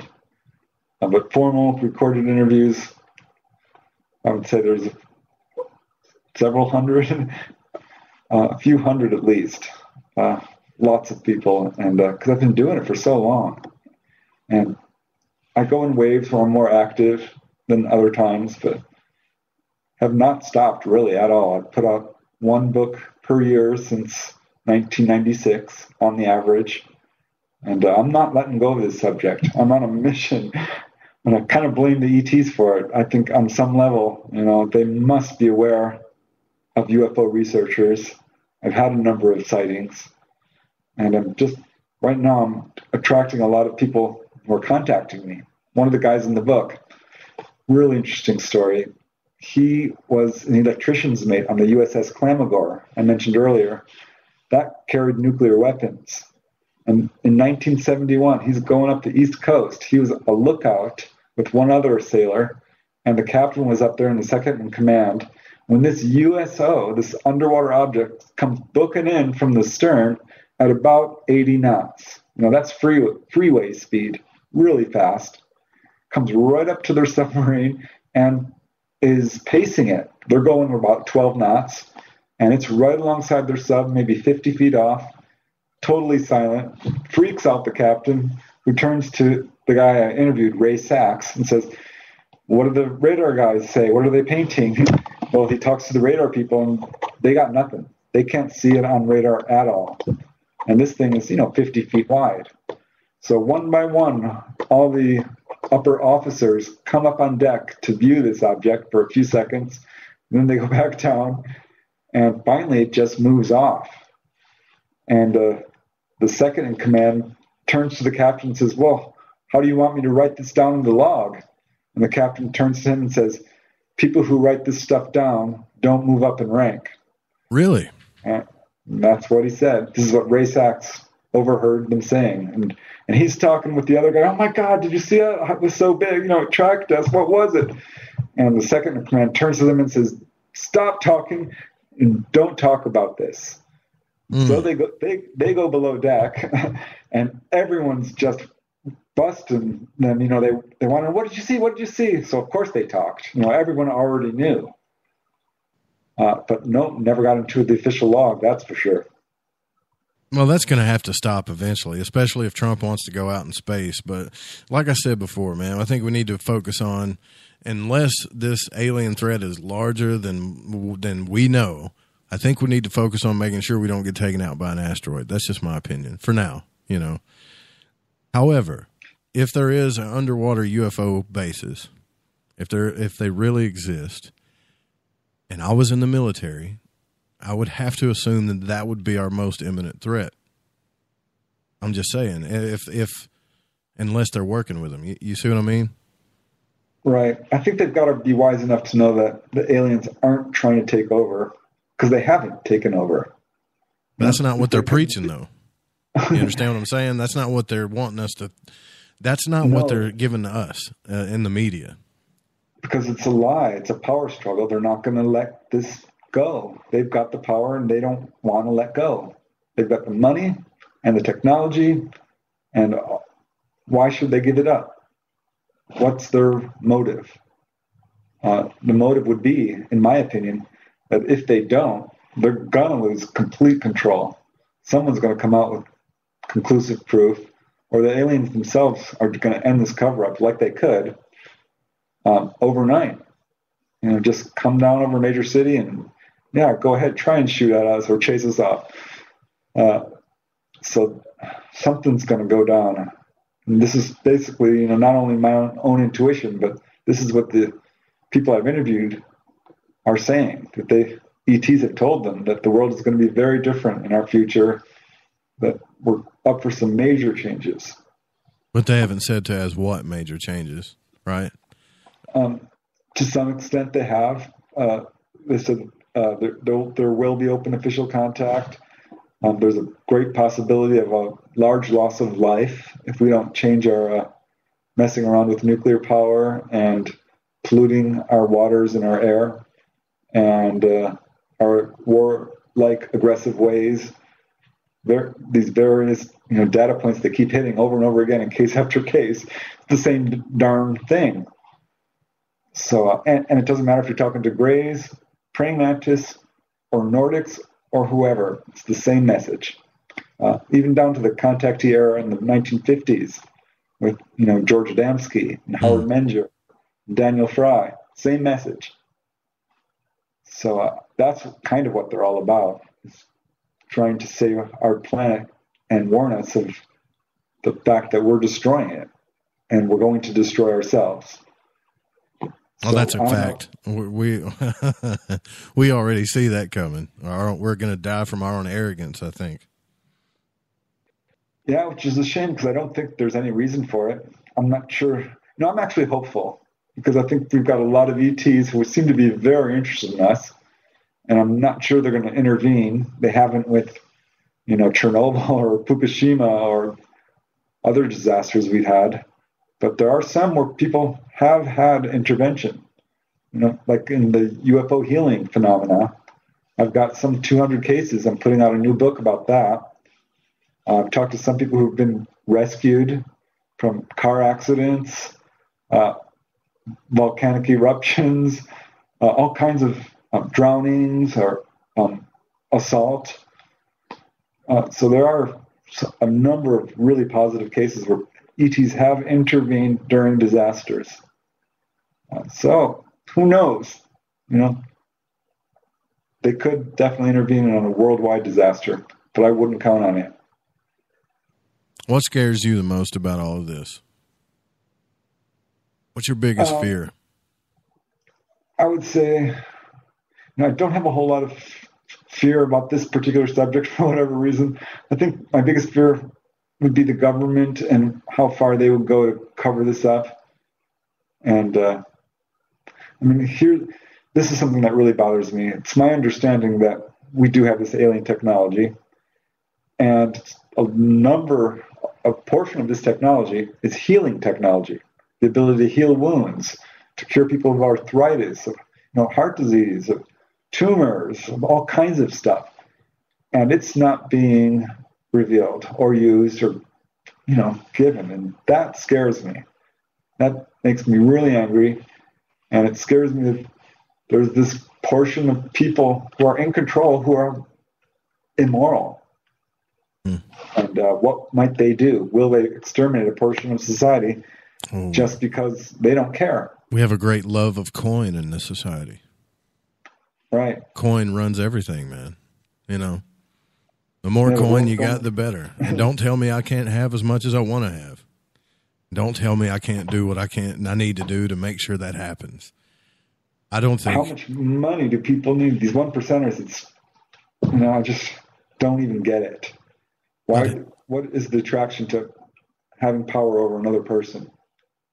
Well, I don't know, but I think that in the end, we're going to find out how much it's really worth, how much that coin really means when this is all said and done.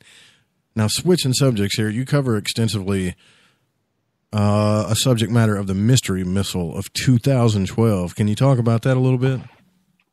Yeah, I saw this myself, and everyone who was in LA saw it too. It was this enormous contrail coming out of the water, it looked like. It was all over the news. Some people saw what they thought was a missile or something coming up out of the Santa Catalina Channel here. And immediately it caused havoc within the military because no one wanted to talk about it. The Point Mugu, all the nearby naval bases and Air Force bases denied any knowledge of it whatsoever and said it was a plane. But no one could point to any plane that this thing was, and it clearly wasn't a plane. We've all seen contrails that might glow in the sunset and look a little bit different than a normal contrail, but this was not that. This was huge. It was a giant contrail and it went right out of the water. So calling it a plane didn't hold up, and finally experts started to come out and say, oh, yep, that was a missile, probably a missile from a submarine, and very likely not even ours. So perhaps this Chinese sub was some of the speculation. And this, I think, is why the military didn't want to talk about it, because first of all, they didn't know what it was, and second of all, it was a national security issue. It was an accident. Yeah, they still haven't talked about it. Still said, no, it's a plane. And no, we know it's not, because now we got missile experts saying, oh, no, it's a missile. I can tell you the type. This is definitely a missile. You want to hear my conspiracy? I'm going to tell you. Here it is. Here's my conspiracy. Right. Let's put all this stuff together. The accidental triggering of a nuclear missile, right? Oops, that was in Hawaii. We accidentally hit the wrong button. A week later, they accidentally set off their button on the shores of Japan. By the way, which the military is heavily moving to over there. DeLong has this thing out about threats, and they're pushing the media about threats. Trump is pushing this thing to go into space. There's so much here. I've got so much that I'm just putting together in my head to make me think that they're hiding stuff. Like they may be actually, Dr. Salas talks about the aliens that are knocking out nuclear missiles, right? We know about that. How do we know that there's not some type of war that's already going on? This don't add up to me. Trump's going over to Korea, what, to have a beer with this guy? That doesn't make sense either to me. Let's get real deep, almost to the point of stupid. What if they're pretending to hate each other while they're fighting off the aliens? Well, it's my understanding, that the governments at the highest levels are cooperating on this ET issue.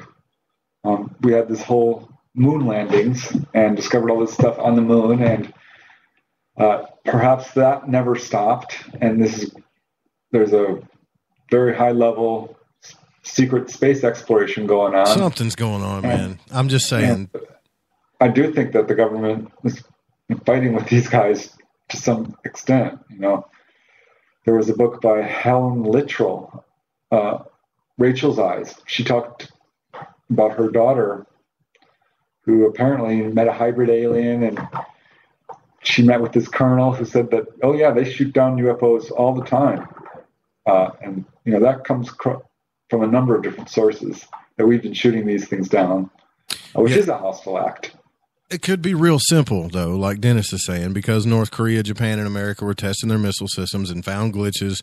We don't like glitches, so we don't want to tell them it was a glitch, and they didn't like it, so that's it. Well, okay. But with all the debt that we have right now, why the push to have military soldiers? Why is Russia supposedly creating planes with lasers that can take down satellites? What do we need that for? What the hell's going on here? It sounds like a space war to me. There's definitely this stuff going on that we're not hearing about, which is part of the reason why this cover-up is being allowed to happen, because it diverts our attention to the current stuff that's going down, which is probably much more mind-blowing than just, aliens are here. I heard Mikio Kaku talking on another show, talking about seeing if we can inhabit another planet and making sure that happens somehow, just in case something happens to this planet. That shouldn't even be, to me, that shouldn't even be on our minds right now.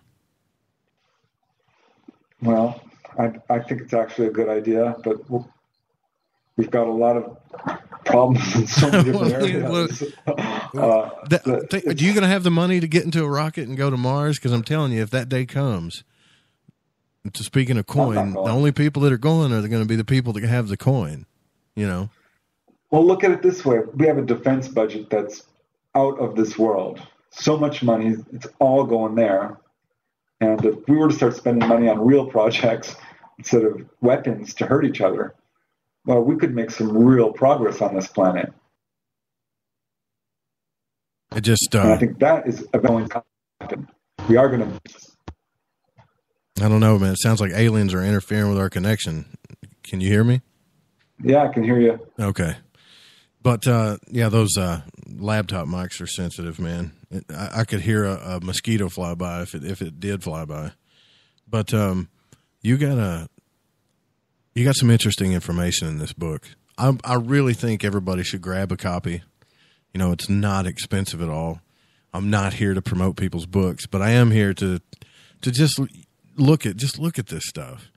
I've got a poster here in the studio that says I want to believe too, and I think a lot of that has to do with why I'm on this show.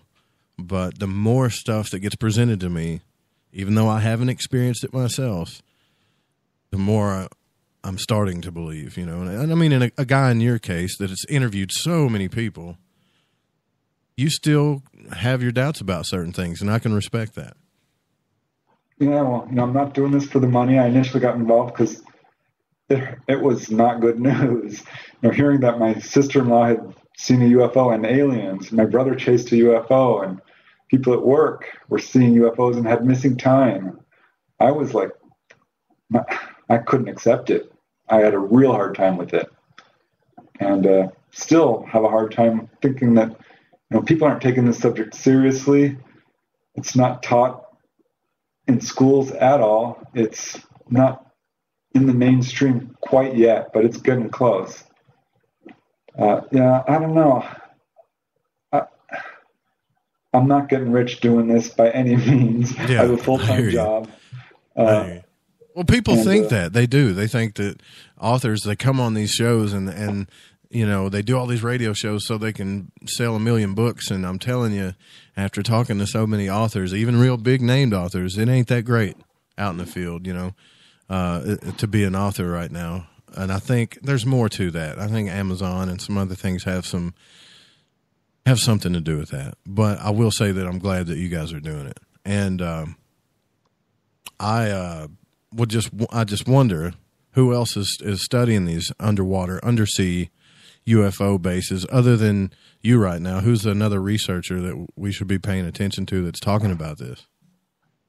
Right. Not a lot of people have looked into it. And Ruffles certainly was one of the pioneers, as well as Robert Stanley. And Carl Feint does a water UFO website. But there's not a whole lot of current research into this. I think the government is definitely looking into this. There's no way that the people at Point Mugu don't know about it. In fact, a MUFON investigator called them up and asked them, do you know about the so-called underwater base? And they said, yes, we're aware of the rumors of it. And they denied it, of course. But there's evidence that there's not only the base here, but in other areas. There's an abductee, Jean Marie Robinson, and she was approached by a Navy guy who said, oh, yeah, we have an underwater base. I can take you there if you'd like. He was kind of romantically interested in her. She says, no, thanks. That's quite all right. I don't want to go. But Betty Andreasen, she was taken to an undersea area, cave-like area. There was a case in Florida, a book by Dr. Sanchez Osejo, one of the Wendell Stevens UFOs Over or UFO Contact From series, where a guy was taken into an undersea base and later was taken again with his wife. So in Puerto Rico has a bunch of USO activity. Other areas do as well. But it's not really being looked into. No one's really kind of grabbed the bull by the horns and said, let's investigate this USO phenomena. It's, I think, a difficult subject in some ways. Well, no one wants to believe that we have underwater UFO bases. I mean, that would honestly be scarier to me, or just as scary as a praying mantis, right? Because we want to be in control. We want to think that we know reality, right? I mean, follow me here. We want to believe that we know everything there is because we've been alive so long in the universe. And we want to believe that we understand everything and we have total control of everything.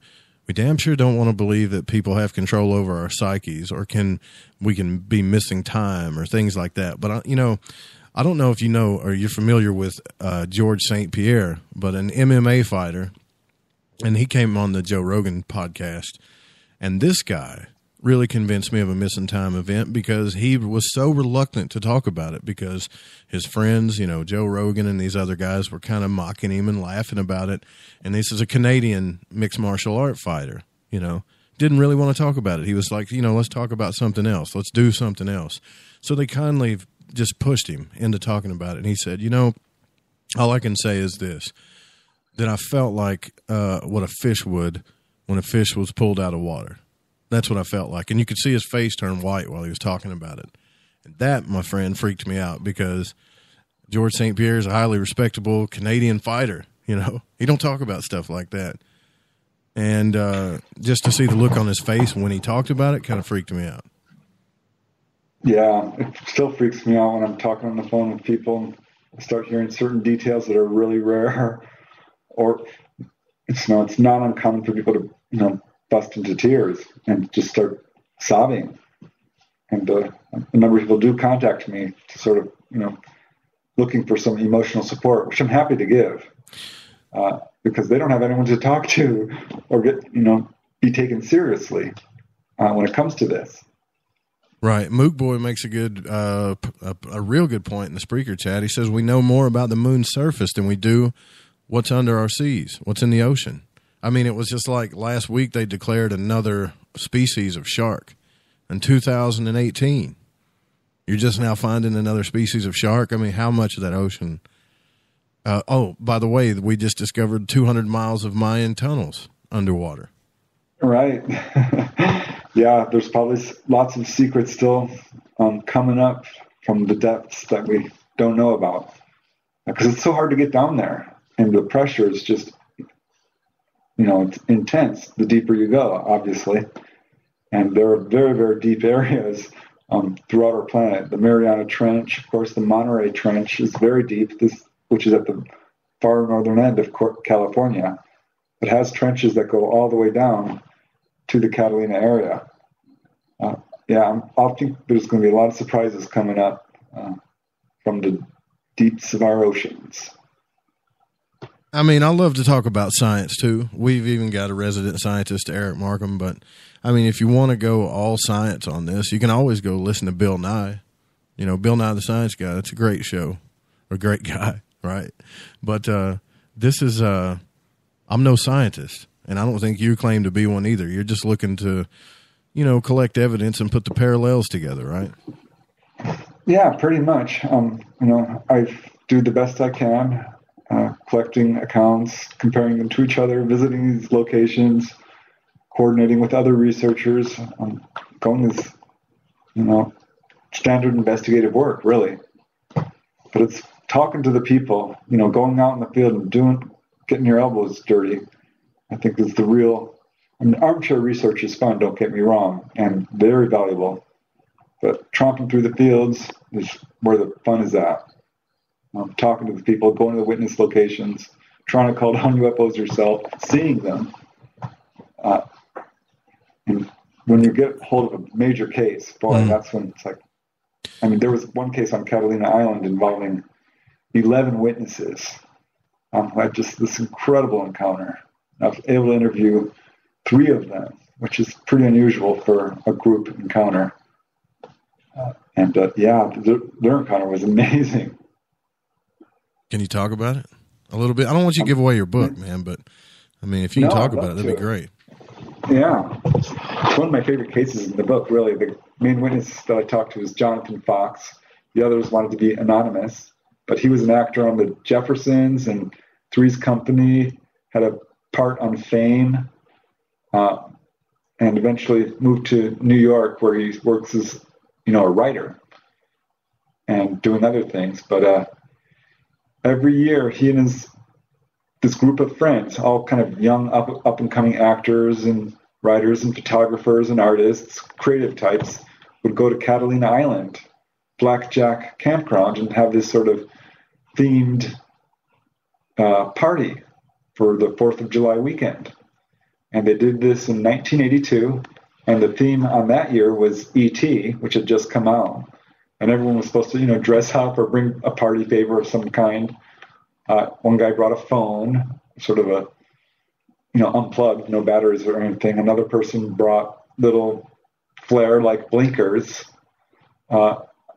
Someone else brought the music from Star Wars. They all brought, little things, star maps.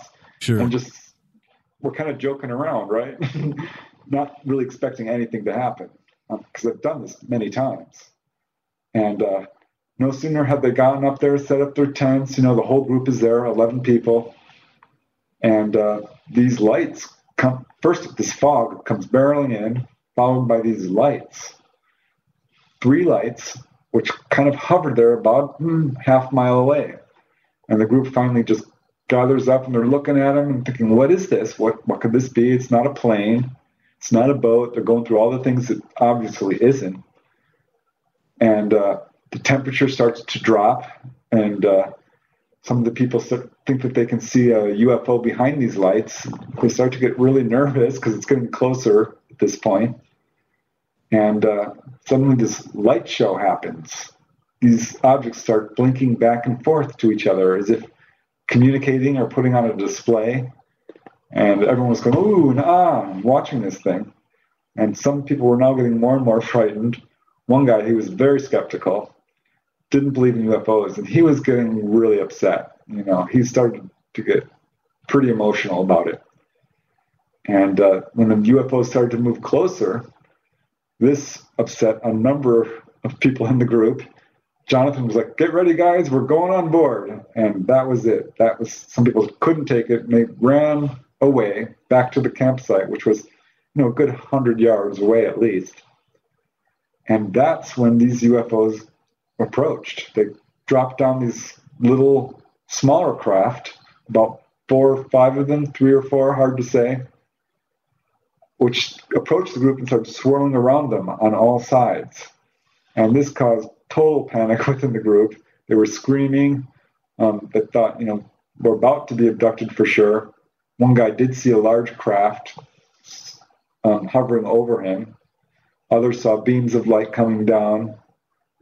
People were crying at this point, and they tried to use their flashlights. None of the flashlights would work. 4 or 5 of them had cameras. None of the cameras worked. None of their electronics worked, except for the Star Wars music, which was blaring off during this whole incident. They finally switched it off. At one point, the guy holds up his phone, and the phone starts beeping on its own. And that completely freaked the group out. And so they're running around back and forth as these objects are swirling around them, when suddenly they hear this thunderous noise. And Jonathan is thinking, okay, this is it. We're being taken. But no, it was military jets. And these military jets came swooping maybe about 50, 100 feet overhead and chased the UFOs away. As soon as the jets appeared, all the UFOs darted off, and the three ones that were kind of hovering there sunk down into the fog and presumably into the ocean. Right. So we've got, every time we see one of these so-called new videos come out of footage, you can hear the pilots or whoever kind of laughing and saying, wow, this is amazing. But there's also a hint of they've been here before, right? You know what I mean? Like, they know they've been doing this a while. The military has. Right. And I've spoke to a military that's in my family, and he said the craziest thing to me when I kept pushing him about UFOs and stuff. And he said, really, he said, if you want to really look into that, he said, you need to put your eyes to the Middle East a little bit more. And I'm thinking, the Middle East? Why? I know we've trying to occupy the area for the longest time, but the more I look at all this stuff, it just seems like there's something really strange going on, and the military definitely knows something about it. These guys, they can't say anything. They could lose their rank. Some of them can get arrested. They're sworn to secrecy. Everybody's worried about secret societies. They have no idea how much the military has to keep secrets. That should scare you more than Freemasons do.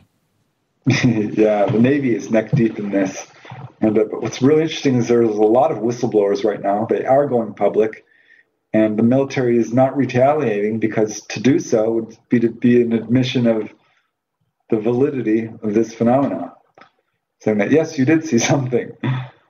So I don't know. I think a lot of people are being allowed to speak right now, and that there's this movement even within the people who are orchestrating this cover-up to at least do things a little differently and treat this situation, this whole UFO situation, in a more open, transparent manner. What about the inner Earth thing? Do you think there's anything to that? And if so, does it relate to the underwater UFO deal? Yeah, I've resisted doing research into it, but it's been inevitable, certainly to some extent. And I do think there's something to it, because there's a number of accounts stretching quite some time back. I don't think it's hollow Earth as like a gumball by any means. I think we do have an iron core and, magma and all of that. We pretty much know that to be true. But as far as the caverns and, these caves and underground places that can even be viable to hold life, that's an open possibility. I'm not going to rule that out, because there are just too many accounts, particularly of these, not only military underground bases and throughout our planet. There's an underground United States that we don't even know about, the average person, which is mostly military controlled. But even below that, I think it's much more honeycombed and cavernous than we're being led to believe. What do you think the biggest secret about all this the government's hiding? Not just UFOs in general. I would think this would be the biggest secret. I think that we're already working with them. Yeah, we're already working with them, and they've got bases under our oceans. Yep, that's definitely huge. The whole NASA and the moon missions, that's one of the big ones. When that comes out, that's going to be huge. There's a lot that's going on, I think, that we don't know about. Human origins and how old is the human race, ancient civilizations, the ET technology, the technology that we have discovered ourselves, presumably by ourselves, that has been quashed and not released and suppressed, anti-gravity technology, this sort of thing. So there's just a lot of really messy stuff that's breaking out into the open bit by bit. And if we know about that, there's other stuff that we haven't even heard of. Have you ever had somebody try to silence you, call you, tell you to keep your mouth shut? Maybe you shouldn't be looking into this as much. Any kind of evidence being followed or anything like that? Yeah, a little bit. Nothing that scared me or super major. A lot of mail problems back in the day when there was, no internet. My UFO mail would come back opened. I would be doing UFO interviews over the phone and hear clicks and static and voices. I'm like, really? I mean, this is, it got to the point where people would be like, what is that noise? I'd be like, I don't know. Mm-hmm. So internet problems, email problems, been hacked a few times. When I was in the middle of one of my biggest cases ever, the Topanga Canyon UFO wave, I had called the police. I was putting up flyers. I was driving to the canyon late at night and camping out. I was, knocking on doors. I was going full on investigating this. And I got this call from this military guy who did threaten me, flat out, said, in a kind of offhand way, he's like, first he read his credentials, went on and on about how great he was. He was in top secret military and did satellite mapping, and he was a colonel and so on, or some high rank. And finally he just gets around and says, you're the investigating UFOs, right? And I'm like, yeah. And he says, you're barking up the wrong tree. What you're doing is very dangerous, and you should not be doing it. You should get out of it. You don't know what you're getting into. And wow. Pretty much that's exactly what he said. And I'm like, whoa, okay. And he says, and besides, there's no pay dirt in it. And I thought, wait. Yeah, you're not going to make any coin. If there's no pay dirt in it, why is it dangerous? What are you talking about? I just, learned techniques of persuasion, took a class in college not long before that. And he was going down the list of how to persuade someone of a thing. And I'm like, well, so I just didn't find him very convincing or threatening. I was actually kind of flattered, really, that he thought I was worthy of being called up, and I had a feeling he was kind of testing the waters with me, and that sort of thing has happened a few times. I got where you. like government people approach and they're like, what do you know? And I'm like, who are you? Right. Because they're dressed up in these suits and they have shiny sunglasses and on. We could talk about this a little bit more. We got to go into our last break here. I'm probably going to open the phone lines up. If anybody wants to call in, you guys don't go anywhere. We'll be right back with Preston Dennett. A timepiece is a reflection of who you are, and what better way to show off the real you than with an Escape watch? Escape is a lifestyle brand accessorizing your days and nights. Choose to escape and create the life of discovery that you deserve. Dream, play, unite with your own personalized Escape watch. Head to escapewatches.com. There is no time like the present to enjoy your escape. Use promo code SMF2017 for your 20% discount today. Hello, SOR listeners. Lori and Fenton here. Let me ask you, now that disclosure's happened, what does it mean for ufology? For answers, join us at UFOCon 2018 in South San Francisco, California, March 23rd through 25th. Keynote speakers Stephen Bassett, Grant Cameron, and Melinda Leslie address the current disclosure agenda. Dave Scott, yes, you're Dave Scott, and Lynn Buchanan tell of amazing alien encounters. Get your tickets at caufocon.com. That's caufocon.com. Are you tired of being blocked, shadow banned, or placed in jail for simply posting your thoughts on social media? Social Media Freedom can take care of that for you. Social Media Freedom is the newest and one of the best free new apps that allows you the freedom to post what you want, when you want. It takes seconds to download from your app store. Come join the tribe at Social Media Freedom. It's time to set yourself free. Coming September 28th to the 30th, it's our first annual Caribou Paracon, put on by Spaced Out Radio and the Canadian Society of Questers. 3 days of paranormal, supernatural, and spiritual knowledge in the beautiful 108 Mile Ranch, British Columbia. Tickets are $150 Canadian for the event being held at the Spruce Hills Resort and Spa. Come watch our featured speaker, Grant Cameron, along with Lorian Fenton, David Weatherly, Ross Allison, and more. The Caribou Paracon, celebrating everything paranormal. Not ready for bed on Saturday night? Right after Spaced Out Saturdays, hop on over to S4 with Corey Ruiz and me, Eric Cooper from Forest Moon Paranormal. With S4, there are no limits to what we try and uncover. From government conspiracies to helping clean up the paranormal, no topic is safe on S4.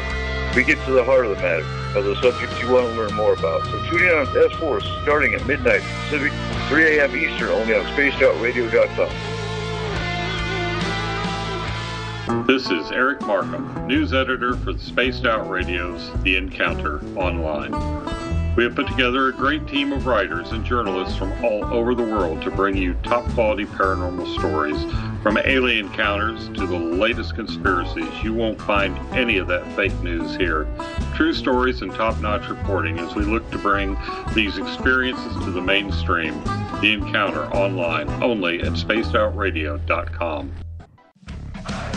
Hi there, this is Dave Scott from Spaced Out Radio, and I want you to come on a nightly journey.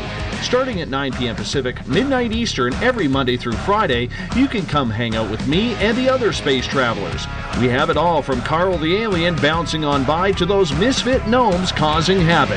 It's 3 hours of fun and entertainment on those topics the mainstream really doesn't want to touch. Come get all paranormal with us at spacedoutradio.com, and together, my friends, along with our resident guitar god Bumblefoot, we own the night. Do you want to know the truth? Do UFOs exist? Are aliens real? Are the governments hiding the biggest secret in history? We're UFO seekers, and we're on a hunt for the truth. Subscribe to our YouTube channel and follow along with us as we journey across the United States, visiting UFO hotspots and alien hotspots, trying to document the UFO phenomenon. Catch us on Spaced Out Radio every third Monday of the month as we discuss Area 51, UFOs, and more. And also, don't forget to subscribe to us on YouTube. Looking for a place to advertise at a very reasonable cost? Look no further than Spaced Out Radio. SpacedOutRadio.com has an advertising tab that you can click to check out our daily, weekly, and monthly packages to play on the radio, or our website including social media. From commercial spots to banners, we have it all. Check out our competitive pricing today.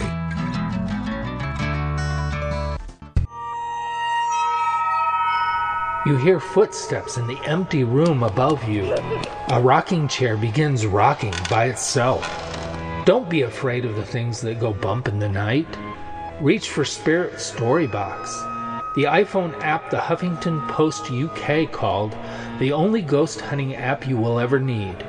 Spirit Storybox. The spirits are telling their stories. Are you listening? Visit purpleplates.com today. For over 40 years, the Purple Energy Plates have been delivering amazing results for their many customers.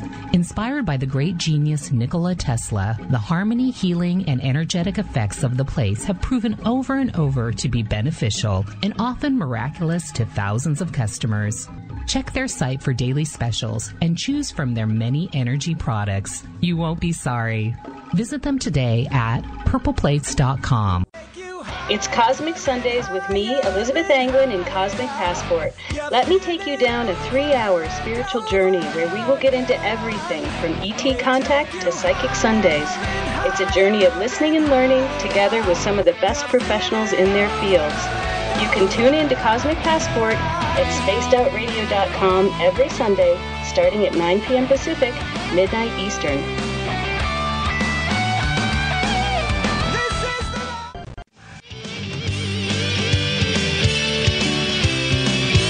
The opinions expressed by tonight's guest do not represent the opinions or position of Spaced Out Radio, syndicated carriers, or anyone associated with SOR Media. Listener discretion is advised. Want more information about our programming? Check out spacedoutradio.com. You can follow our host, Joe Rube, on Twitter at Lighting the Void. Call in to tonight's show at 501-777-5631. Now, entering the radio ring from Arkansas, Spaced Out Saturday host, Joe Rube. Thanks, Bob. I really appreciate that. Yes, it's a beautiful night here in Cane Creek, Arkansas. This is the night I've been looking for, actually, this kind of weather. So welcome back to Spaced Out Saturday. Like I said, I'm your host, Joe Roop. Don't forget, after the show, stay tuned live if you're listening to S4th, Eric Cooper, and Corey Rees. If you're listening on the Fringe FM or at Spaced Out Radio. Tomorrow night, Elizabeth England joins us. Thank you all for tuning in. And just like Bob said, the call-in number is 501-777-5631. If you can't get through, just keep calling. If you want to call and ask Preston a question, if you'd like to ask me a question, I can't guarantee you that I can answer everything, but I'll try. And make sure to turn down the radio if you're listening so it doesn't feed back. So we're continuing our discussion with Preston about undersea UFO bases. And it's been a pretty interesting conversation so far. We were talking about in the inner earth and how it relates, and as well as some of the things that have happened to Preston along the way, as far as, I guess you could say, the Men in Black. Have you ever seen the Men in Black, or the so-called Men in Black, Preston? No, haven't even gotten a lot of cases of it from other people, for whatever reason. Haven't. Well, I can honestly say that I've never seen an underwater UFO. And I would blame it on because I'm not near the ocean. But now that I know that they're actually out in lakes and also rivers, Sam sent me a message during the break that said that he saw one. It was around in the 70s. It flew out of a river. He said, and it came up and it tilted and it took off. So these UFOs are not, they're just anywhere water is, apparently. I've gotten everything except ponds so far. There are a few pond cases as well, where these objects come out of really tiny, a bunch in upstate New York, where they're coming out of reservoirs, really small bodies of water. A case where there's a UFO coming out of the East River. Cases of UFOs coming out near the Canary Islands. That's out in the ocean, actually. Lots of cases. I mean, one really interesting case that always comes back to me, just because it's, I don't know, there's something about it. This guy's on a boat near the Channel Islands in Santa Barbara, and he sees what he's thinking are marine life below him, whales or something, darting around. But they look unusual, and watch them for quite some time. Never got a good view until one finally comes up from the depths to a pretty shallow level right under his boat, and you can see it's not a whale or a fish at all. It's an object. It's a craft of some kind. And it darts right back down. And what freaked him out was that there were so many of them. It was like a whole school of them. And I don't know, there's just something about it. Because that case is true, and I'm guessing it is because there's so many like it. How many of these things are down there? Are there like 300 UFOs just swimming around right in this area at all times? Right, that's the thing that I have questions about too. But I brought up earlier that we had just found some more things as far as archaeological stuff underwater. We're still finding stuff. So, I mean, the ocean makes up the majority of our planet.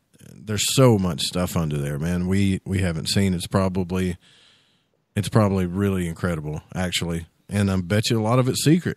I mean, if you think about what the guys in the submarines have saw, a lot of those pictures back from the 70s when they saw the UFOs that came out of the water were back. That was back in the 70s. So, I mean, there's a couple of cases of people who've been along the beach and they've seen these objects come up out of the water and they look like subs, but they're clearly not. They're right up next to the beach where a submarine can't be. And then they go back down to the water. Or one guy, he was on the beach and he's looking at what he thought were light buoys. Some of these buoys have lights on them. And he's looking at them and suddenly, boom, one by one, they start taking off up into the air. Clearly not light buoys.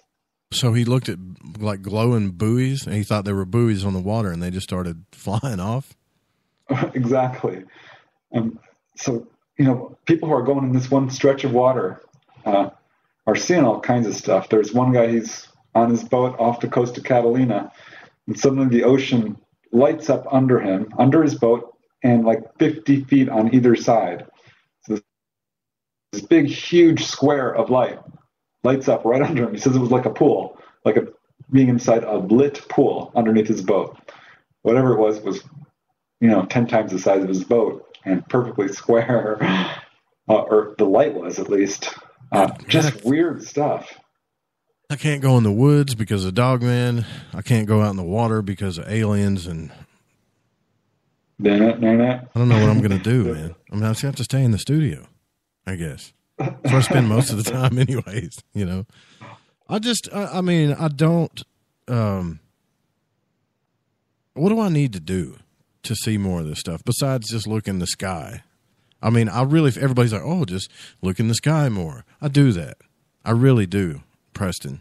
I've spent hours just staring at the sky trying to find stuff sometimes. I'm starting to think that maybe I'm just one of those people that the UFOs really don't want to show themselves to. I mean, I've had one experience, and I'm not real sure that it wasn't a spiritual thing. Well, there are definitely things you can do if you want to see a UFO. There's ways you can substantially increase your chances of having contact. Because what I've done is, surveys. Who's seeing UFOs and why? One reason that a number of people are seeing UFOs is because their career, their vocation puts them outside. So we have a lot of children who are witnesses who are playing outside or at recess. We have truck drivers, police officers, people driving their cars, pilots. So that's one factor. Another factor is geographic. Where do you live? Each state seems to have a hot spot. I've written a number of books about UFOs over various states, California, Arizona, New Mexico, and so on. And that's something I've definitely noticed is there are areas of hotspots or wave areas. And so going to one of these areas will definitely increase your chance. So can you give an example of one? Well, I don't know any in Arkansas offhand, but I'm betting there is one. But in California, it would be the Santa Monica Mountain Range. In Arizona, it would be Sedona. In New York, it's Pine Bush in upstate New York, the Hudson Valley area. So yeah, all these areas. Area 51 has a lot of activities surrounding Area 51 in terms of Nevada. So I'm guessing, somewhere there's a hot spot in each state. I know that's true with Florida, West Virginia, or Withville. West Virginia had a huge wave of sightings. So there's something about certain locations. I think it might be the metals or mines that is attracting them, bodies of water. Right. What about crystal mines? Yeah. I heard about that. You were telling me about sightings over a crystal mine, and I thought, there's that pattern again, which I've seen in many other cases. They're attracted to mines. Arizona is the leading producer of copper. And when I did UFOs over Arizona, I wasn't surprised to see that there's a dozen cases, at least, of them hovering over copper mines, sending down beams of light even, landing at them. Definitely were very attracted to the copper smelting plants. True with California. There was a case in Texas of a uranium mine. And it's really interesting because they're not only just hovering over these mines, they're affecting them in a number of cases, and people are seeing humanoids. And to me, that speaks towards who these beings are, because some people say, they're time travelers or they're interdimensional. I'm like, well, that may be true, but they're landing and they're taking our metal. That's what it looks like. They're attracted, and that makes sense if they were space travelers building spacecraft looking for precious metals. Yeah, that goes all the way back to, I believe, Zachariah Stitchins in his book, that they were mining metal and stuff here, too. Could that be a reason why they're going underwater as well? Could be. We've got a very mineral rich planet. I think there's a number of reasons. I'm guessing the main reason is because they can, and we can't chase them. Not easily. So they must have a force field around them to be able to do this, to just fly at very high speeds into the water. But that's what people are seeing and coming out. Now, we don't have anything officially that can do that, but I have to say, in doing research for this, I found out that there was all kinds of research into making a flying submarine. And maybe they were successful in that regard, but certainly not officially. They haven't been. Hey, I want to give a quick shout out to all those that are listening over on the Fringe FM. I have to, because that's my baby. I just want to say hi to you guys. Thanks for pushing us up to number 5 on TalkStream Live. We're right there next to Hoagland and Dark Matter. So I love you guys that are listening on the Fringe FM. You guys over in the UK and Italy, Australia as well. Thank you all for listening. I don't even know what time it is over there right now, but they're tuning in to listen to you, Preston. Oh, yeah. I've got a lot of fans in Australia. I've interviewed a bunch of people there, England as well, and other places, France, Isle of Wight, Canada. This is a global subject, and it's really cool because it's kind of crosses international boundaries, and we can all come together on at least this subject. Yeah, I was curious about it. I was like, I just got to thinking, I was like, I wonder how many people, because, you know, I did throw the flyer on social media a lot and sent it to some groups and stuff. So I was just checking during the break, and I think we're on a record night tonight as far as Spaced Out Saturday goes. So there are a lot of people interested in the subject, and I'm betting some of them, I can almost guarantee it, have had their own experiences. How often do you get calls about this stuff? And I'm not just saying USOs. Let's just say UFOs in general. Let's say in a week. Do you get 5 to 10 phone calls a week, 10 a month, or how often do people report this stuff to you? Not so many phone calls. I get maybe 1 or 2 phone calls a month from people who track me down because my phone's really not out there. I think it is listed, but I do get a lot of emails because I do put my email out there, and you can contact me through my website. And now a lot of people are contacting me after reading the book, perhaps, or hearing me on the radio. And I'm going to say lately it's been once a week about, but I get a bit more than that. But a lot of it's like, you know, someone alerting me to a website or various areas of research that they think, you know, I might find interesting, which I totally appreciate. And in terms of, you know, a good case where I start to interview someone or yeah, I'm just curious how frequent this is happening, you know. It's, you know, once a week, three or 4 times a month, I would say. I'm contacted by an abductee or someone who's had a massive sighting or has some information about that. Yeah, it's pretty regularly. It's a lot more lately. Specifically when we got the internet, that's when it started really to pick up.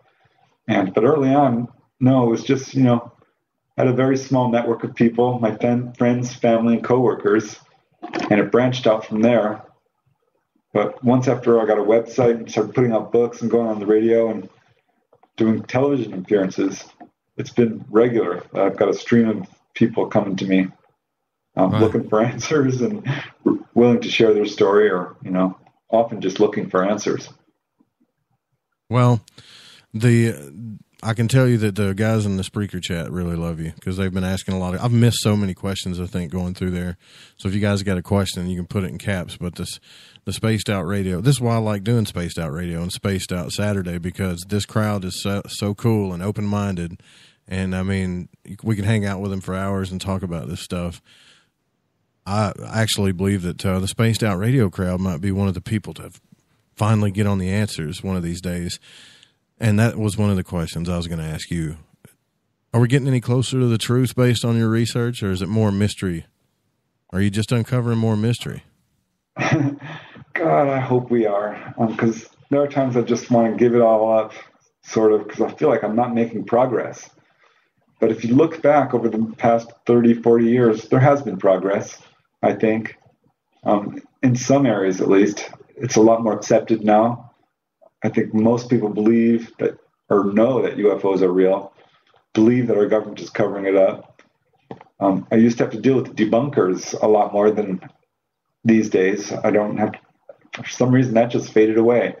There's no one shouting at me, calling me a fool and trying to get into my personal life and bashing your character. To what extent do these debunkers do that stuff? Well, not so much at all anymore. But back in the day, I'd go on the radio and there'd be someone, or television, and there'd be some Yahoo who doesn't know what he's talking about and trying to make me look bad and telling me that my research is completely invalid. And you'd see that with all the researchers. It was a regular thing on television. And whenever there was a segment, there was a negative side to it. Oh, this could be real, but it's probably not.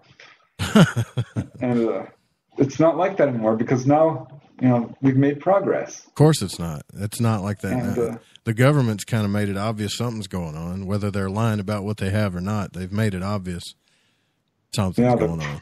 The disclosure movement has made great strides, thanks to the work of all, this army of researchers, basically.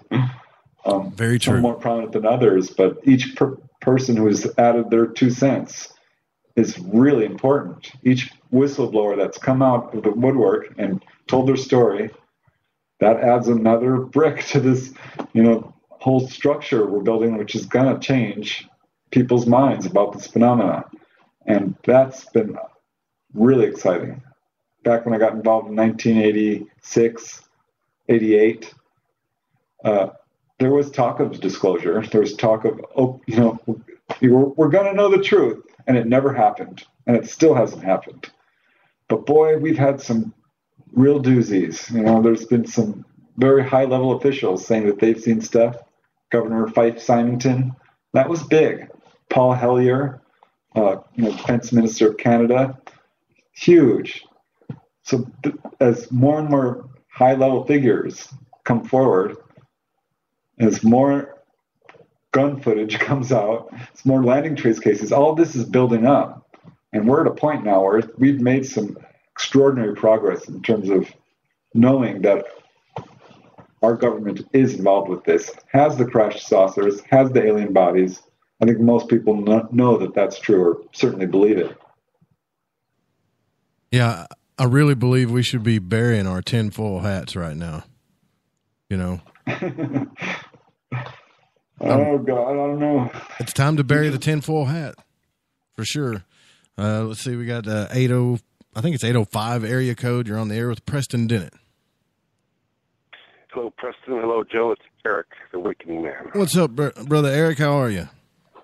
Good. I don't know if you saw my little chat in there. I just want to first sincerely say that you've grown a lot and you're doing a great job. I really think that your style and your flows, you're getting record chats. 2,000 chats on Saturday nights. You probably know that. Yeah, I think it might. Well, I appreciate that, but I'm blessed to be able to host Spaced Out Saturdays to begin with. This crowd is kind of a loyal crowd, and I got a chance to sit in the seat. You're the perfect guy for Saturday night, in my opinion. And I'm not saying that to try to, smooth you over or anything like that. That's sincere. I mean that. Well, I really appreciate that, man. I do. Well, can I ask Preston a couple questions? Absolutely.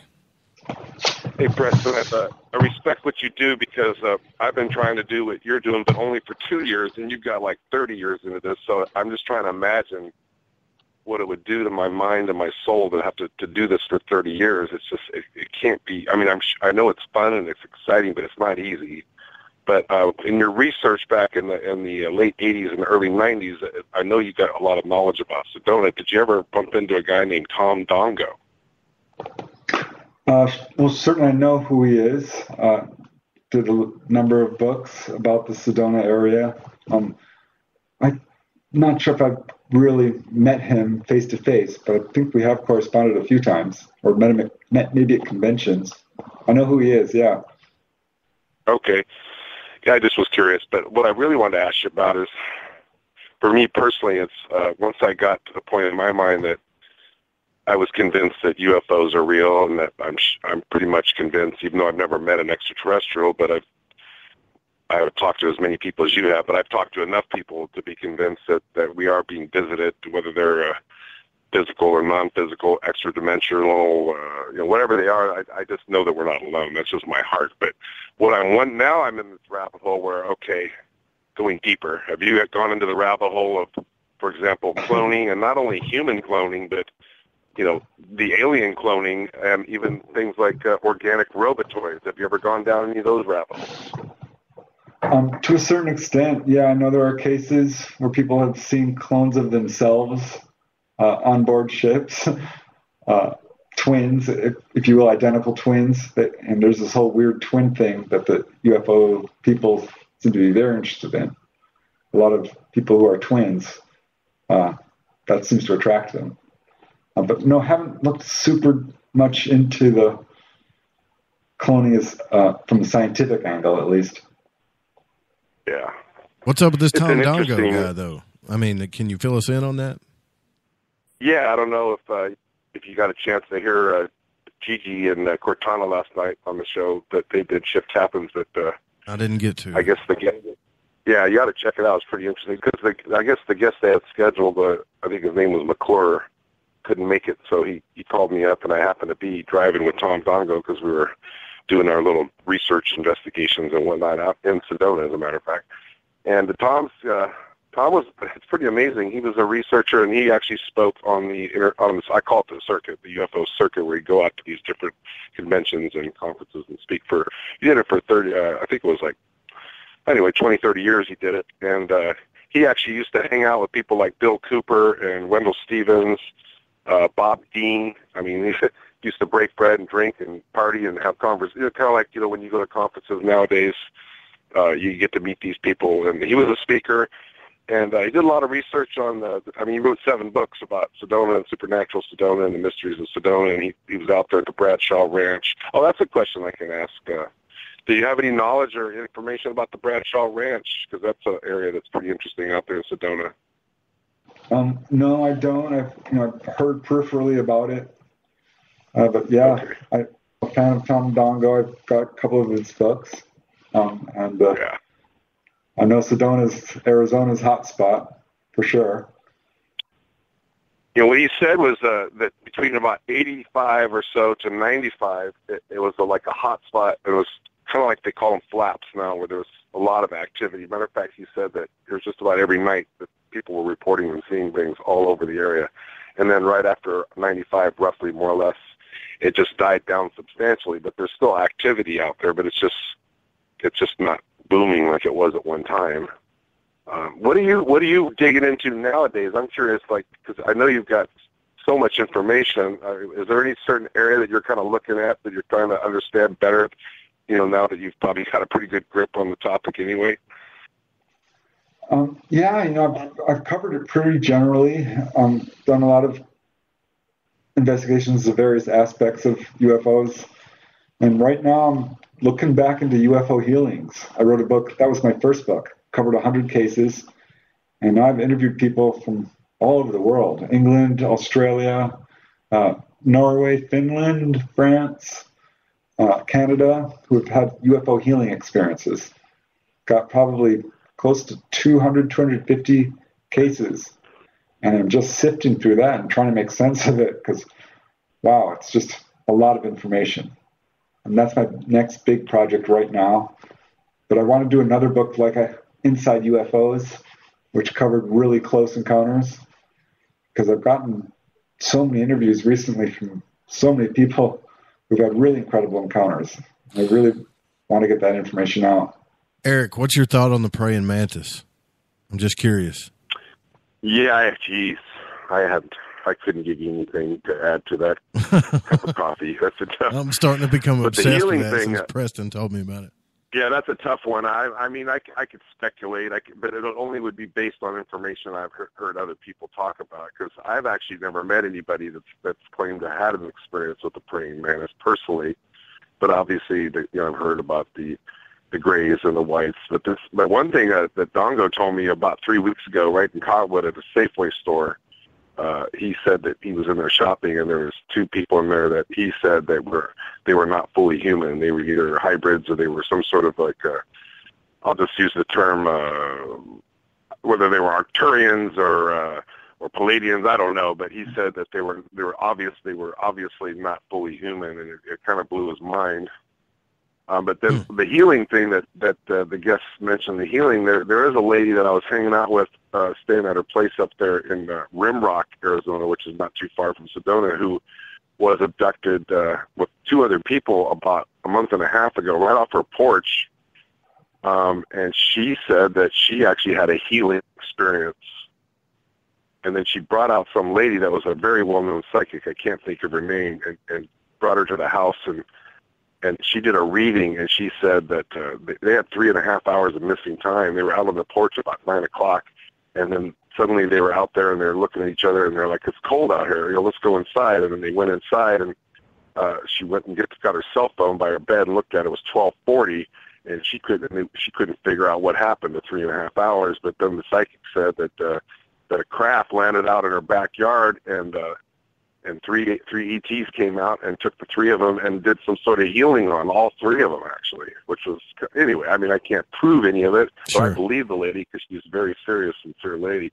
So, yeah, the healing thing, some people call it like a DNA activation. What do you think about that, Preston? Do you think these technologies these ETs have, they could do a DNA-type activation where they're actually upgrading, in a sense, the DNA or turning on the DNA so that it can function and resonate at a higher level? Yeah, I do. Upgrade, that word you used, really resonates with me because that's something a lot of witnesses have told me exactly that they got what amounts to a health upgrade. I want to upgrade. Something like they're just being, right? How do I get an upgrade? I do too, Joe. That's why I'm hanging out with these people. I'm thinking, you know what, man? If they want to take me, I'm going to find the people who are getting the good abductions. I hang out with them. If they want to take me and get me an upgrade, I'm cool with it. You know? I'm old enough now. I'm good with that. What do you get when you get upgrades? Is it just like enhance your consciousness or just your health altogether or what? Well, this one lady, her name's Suzanne Ross, who's actually going to be on Dave's show the week after next, and she actually has been getting abductions in and out for most of her life. But she said that at one point she had cancer in her early 20s, and she was abducted, and I don't know if they actually cured her cancer, but the cancer went away, and she did not use chemo. So, yeah, she's told me a lot of, you guys are going to hear some great stories. But anyway, I don't want to take away from Preston. I just wanted to pick his brain about clones. I just think that there's a lot more going on with cloning and these, and I think a lot of it's, I call it weaponized, non-human entities that they're basically using in a secret warfare or potentially for a future secret warfare.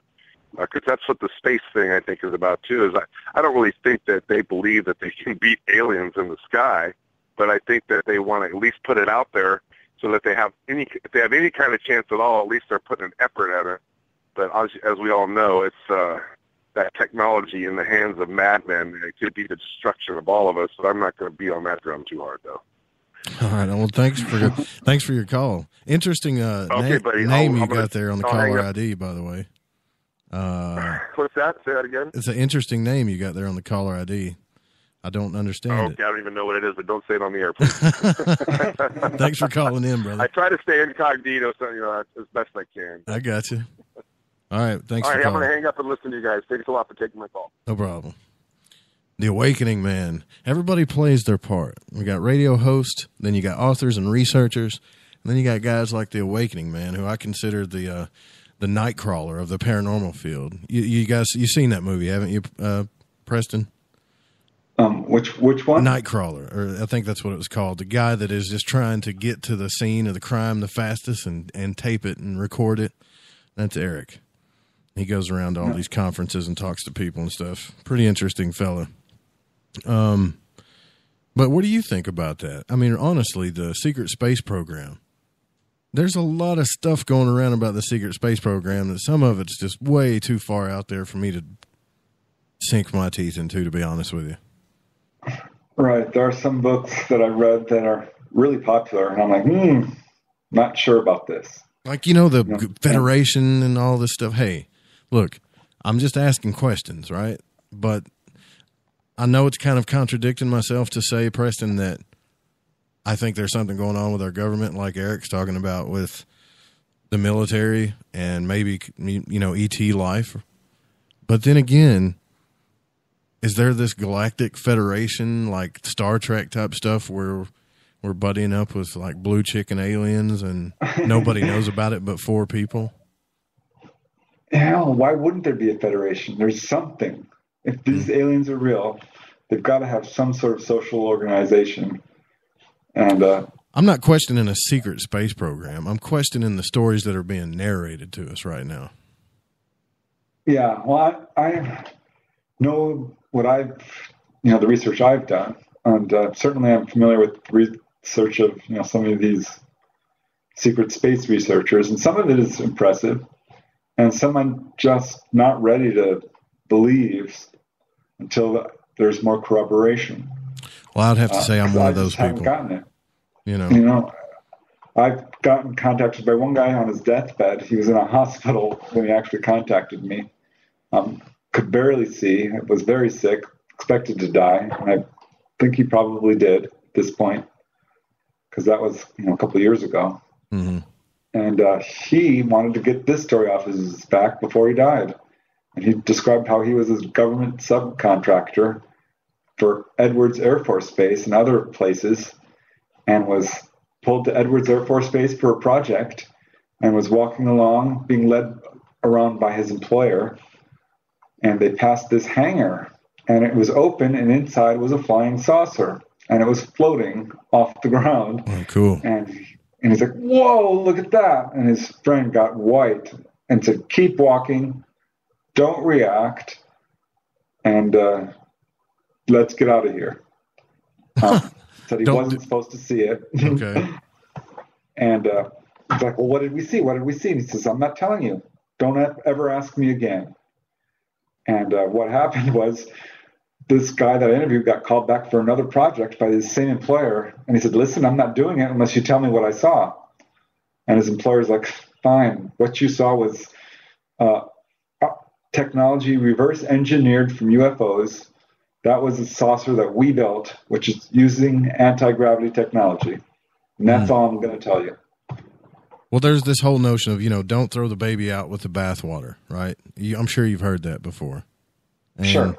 When someone tells me a story, like for instance, I got friends that I know that they've told me the truth about some things, but I also know for a fact they've lied about some things. And so, yes, they're my friends, but when they talk about certain subjects, I kind of tend to not believe them, right? And it's based on the time that I caught them in a lie. Well,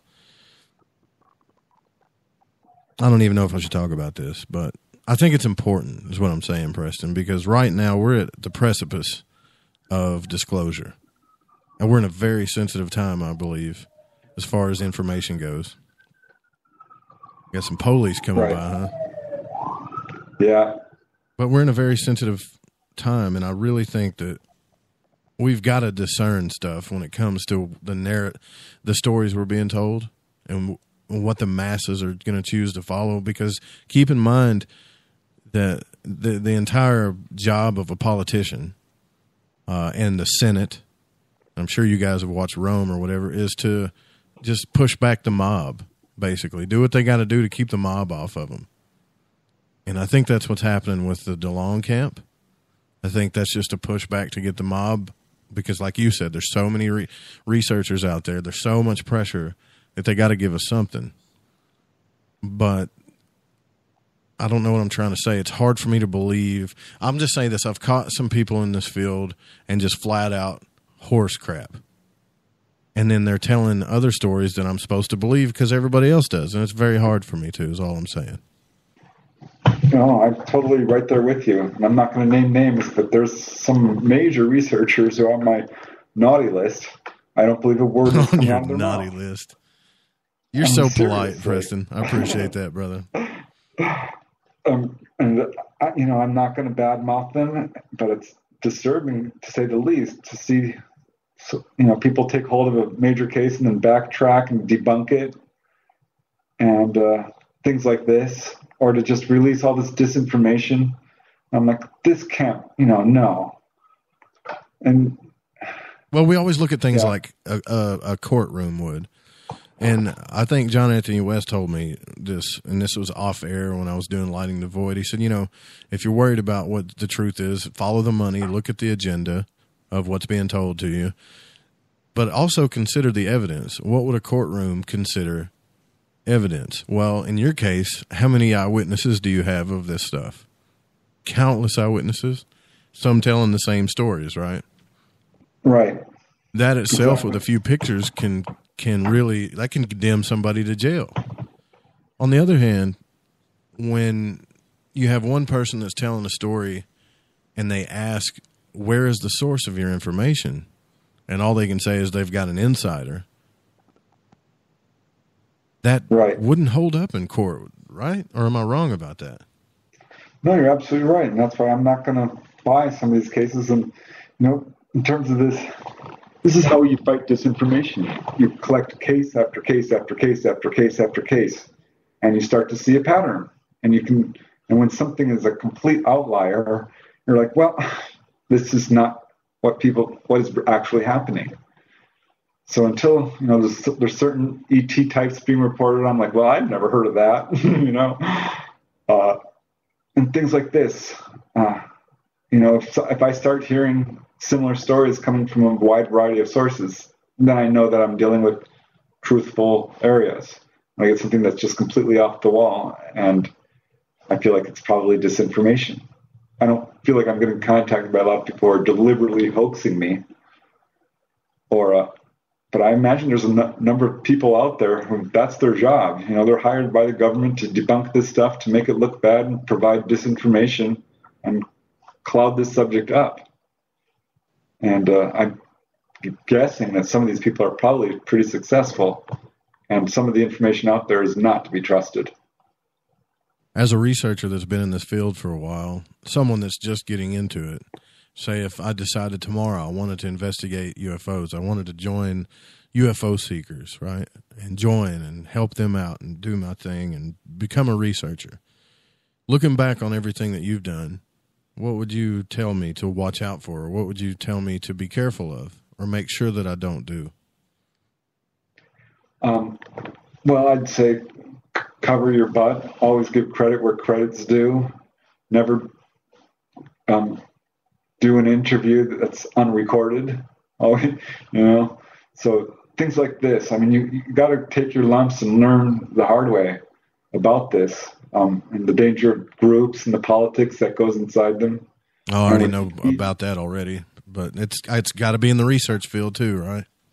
Oh yeah, every group, in society has a little bit of a power struggle in it, and that's totally true for UFO groups. Whether each UFO citizens group that's formed, from APRO to QFOs to NICAP to MUFON, has all had government infiltration problems, and some have been brought down. And are no longer functional.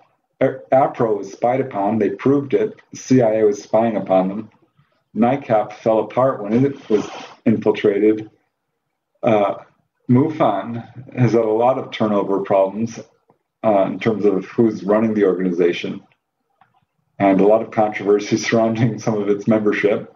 I still support all these organizations. I'm like MUFON, right? Are you still a member of MUFON?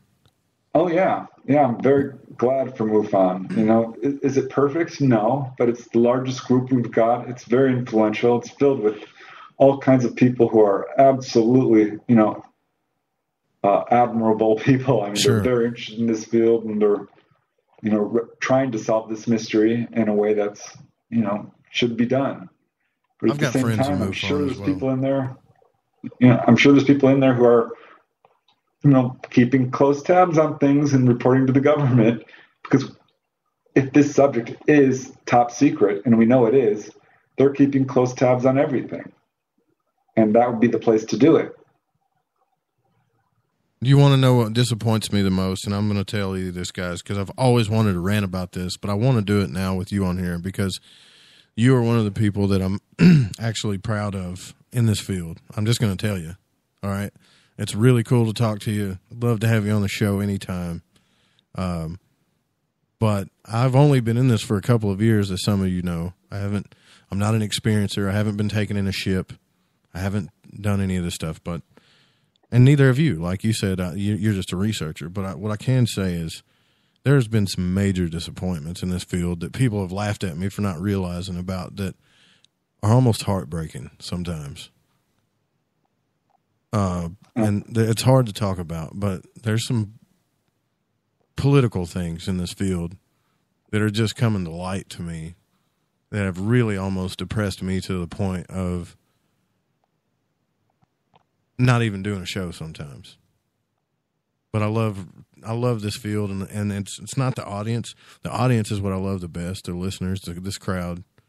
But and people like you, the researchers that are out doing this stuff, but the politics and this stuff, it literally makes me want to puke sometimes, just to be honest with you. No, I get it. I'm really angry. It's one of my motivations. I'm angry about the cover-up and the technology that's being withheld from us that could solve our energy crisis, our environmental crisis, our economic crisis. I'm angry at people who've been put in jail wrongly with trumped-up charges because they were whistleblowers. Mm-hmm. But I talked to a couple where that's happened to. And yeah, there's a lot of ugly stuff going on, which is really unfortunate. People made to look like complete fools when they're trying to deal with an abduction experience that's really traumatized them, have nowhere to turn to. Breaks up families. And all the money that is being used to research this subject in secret. Yeah, and the disinformation and the conferences where there's I'm telling you guys, there's bad politics in some of these conferences. Someone asked me the other day about conferences, and in my opinion, I think it was Dave was asking about conferences. By the way, you and Dave are going to be at UFOCon. I just want to bring that up again, and this next weekend. I think Dave brought it up one time, like, should we have more conferences, or are they hurting the field? In my opinion, I think we should have as many as we possibly can. We should let no one take control over any field in this subject, period, after what I've seen and experienced. You know what I'm saying? Yeah. Yeah, sure I do. I've been to a bunch of different conferences. Some I'm never able to get in. But lots of politics in this field for sure, coming from different angles as well. But thankfully, I think there's a lot of really good people in this field. Certainly, I've met a lot of wonderful researchers, and overall, I'm very happy with the people I've dealt with. But I have to tell you, when I first got involved, there was not a lot of open arms. I had to fight my way in to get recognized, really, at all. I think people, and I say this with all due respect, I think people should focus on their work more than trying to be recognized. And as I say that, I've looked at your work, and it definitely should be more recognized than it is. Not that it's not already. Everybody knows who you are in this field, man. And that's how I've done it. I'm like, you know what? I'll do a convention if I'm asked, but I'm not about the speaker fee or trying to get a big advance on a book. I'm about getting this information out, and pumping one book out after another is, I think, how I've been most effective at doing it. Right. Just keep writing, man. That's what that book, the War of Art, not the Art of War, but the War of Art, talks about. Just keep doing your work, and you're doing great work, man. But at the end of it all, you really believe that there might be. If you guys read the first paragraph of this book, he tells you, he doesn't say, "Oh, there's absolutely underwater UFO bases." He presents the evidence to you and tells you that it's a great possibility. You're not trying to control the narrative. You're just presenting your evidence, and that's great. Yeah, I've always struggled to be objective. I've seen researchers fall into the trap of trying to make the evidence fit their theory. And there's researchers out there, major ones, who are convinced, hands down, the ETs are our enemies. And others, they're friendly, every one of them. Don't worry. And I've always thought, you really have to let the witnesses speak for themselves, for one thing. And you have to keep your own agenda out of it. Be as objective as possible. And that's what I've always strived to do. I hope I've been successful. But I've really tried to do that. Well, I think the next time you come out with, are you going to do another book about astral travel? Please say yes. Come on, man. Yeah, I'm halfway done with it. I want to have a few more experiences. I'm doing some more research. Oh, the books I read. That I'm looking into this. I found out some real cool stuff about it. But I'm definitely putting another one together because I've had some really amazing experiences. Like trying to visit Area 51. I did that. And you did in the astral realm? You tried to go to Area 51? Yeah. What happened? Because I heard about this with Fate magazine. They did an experiment. Everyone go psychically explore Area 51. I wrote about that in UFOs over Nevada. Really interesting what happened. Like 20 people responded. It was all women, no men. I found that kind of interesting. But yeah, I tried it. I figured if they can do it, shoot, why not me? I've had some astral travel stuff, which is very much like lucid dreaming. You wake up in the dream state.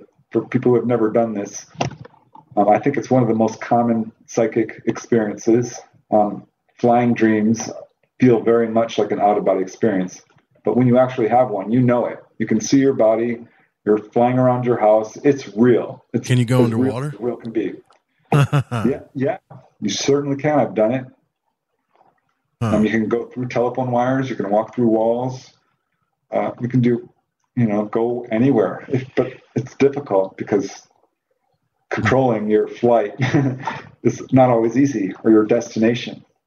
That's funny. How you do it is you have an intent. You're like, I'm going to go, to the other side, or I'm going to go to my friend's house, or I'm going to go to Area 51 is what I wanted to do. So you set that intention really strong before you actually, go to bed or relax and do the exercises to go out of body.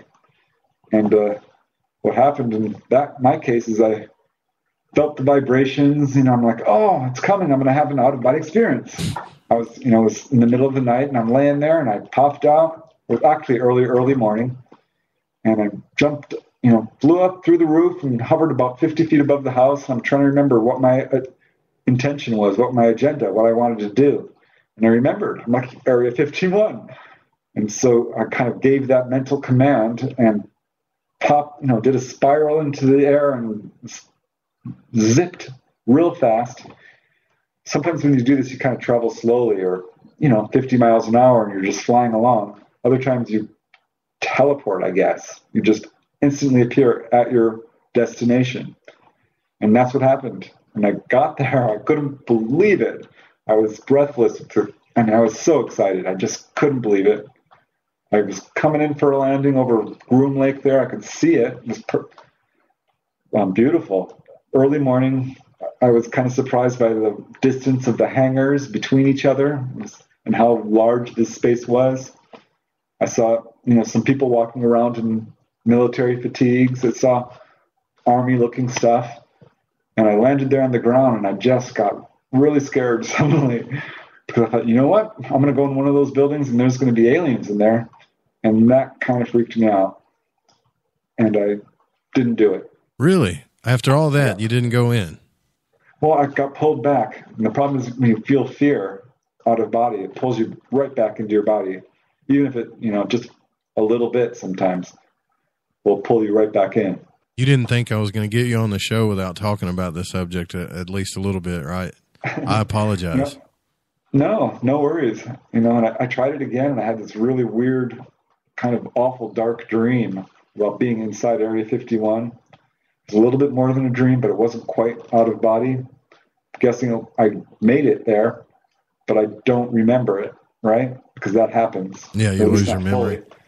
But boy, I remember some of it, and it was like this giant underground mall, just a factory completely underground, and it was dark. The energy was really dark, and I came upon this person who was a worker who worked there and had lived their whole life there and was one of many workers who were genetically defective or rejected, a victim of a genetic experiment that went wrong. So they were basically almost subhuman. Like Ephialtes off 300? That bad? Bad. Yeah. They looked like a mutant or deformed. I guess would be the best way to put it. They looked deformed, and they were very unhappy people and of low intelligence, but intelligent enough to be used as basically slaves or workers. And it was horrifying. And that's what I got out of that. And I'm like, oh, well, this is not good. And I was happy to get up, end that experience. I want to tell you something that I've been doing lately. And I did this the other night while listening to Dave's show. And I found this technique that might work for some of you, but there's a state called the hypnagogic state, the state between sleep and awake. And I found some experiments to try, like hold something in your hand and try not to drop it as you go to sleep, right? And you will drop it a few times. But what happens is you end up in a dream state, but you're conscious of it. And it was so weird, Preston, that I couldn't really tell I was out of body, but I found myself in a dream state. And Dave was talking about the ghosts of the Great White North. He had that guy on. And I found myself in the creek bottoms. I was just sitting at my studio desk, by the way, and I went to lay on the couch, and I got this object I hold in my hand. It's kind of like Inception. I can't really talk about it, but I try not to drop it. Okay. And, I saw these three beings, and I just knew they were the three stages of fear, and they were weird looking, kind of scary looking, but they were called the three stages of fear. And it felt like I was there for at least 20 minutes to 30 minutes just studying these things. And, I dropped what was in my hand, and I woke up. I heard Dave talking, like you could hear his voice echoing through the trees, right? And I'm like, why am I hearing a radio show right now? And that's when I dropped what was in my hand, and I woke up. And I was thinking, okay, what just happened there? I was gone for like 10 minutes, but it was only a moment when I woke up. It was only like not even a minute had passed. So there was some kind of weird time shift that happened, or at least a perception of time that shifted. Yeah, when you go out of body, time is different because you can travel instantly. The equation rate times time equals distance. Well, that kind of collapses if you can travel instantly from one place to another. There's no such thing as space. Yeah, it really didn't make sense because I felt like I was there forever. I mean, I heard Dave talking. I thought I heard him talking forever. And then I woke up and I looked at the clock, and it had only been a minute, maybe a little bit more. And I was typing in the chat room telling people, hey, I've just had this experience. It was kind of stupid, but I thought it was so amazing that these experiments were working. However, I couldn't switch to that out of body state. Like there's some kind of shut off between the dream state and there's two different things, believe me, because I've had both experiences. At least I think they're two different things. Oh yeah, I agree. When you go out of body, you'll know it. There's no doubt in your mind. And you know instantly at that moment there's life after death, and you can exist beyond your body. And it's different from a lucid dream or a dream, for sure. Yeah, it's real. It's real. Yeah, but the time aspect is really cool. Hey, we got to get out of here. S4 is coming up next. Preston, can you please tell everybody where to find your work? You guys need to get this book. Go check it out, the Undersea UFO bases. But, yeah, go ahead and plug away, brother. All right. Yeah, thanks. Appreciate it. If you just Google my name, it should take you to my website. The actual address is prestondennett.weebly.com. I got all my books there, excerpts, and you can contact me through my website. And, I appreciate all the kind words you've said and you having me on the show. I really appreciate it. Thanks very much. No problem, man. We'll do it again. We'll keep doing this. You've been on our Aliens Among Us series on Space Out Saturday twice now, so... yeah, we'll keep doing this, man. Thanks for coming out. Hey, anytime. You got it. All right, guys, that's Preston Dennett. You guys make sure you stay tuned for S4 that's coming up next live on the Fringe FM and Spaced Out Radio as well. You can also find him on Spreaker. I want to thank each and every one of you for listening, all you guys on the Spreaker chat, Spaced Out Radio crew, all of you over on the Fringe FM. I love you guys, man. This is fun. Every Saturday night, I'm going to keep doing this until somebody tells me to stop. See you guys next Saturday. Looking for a path to follow. darkest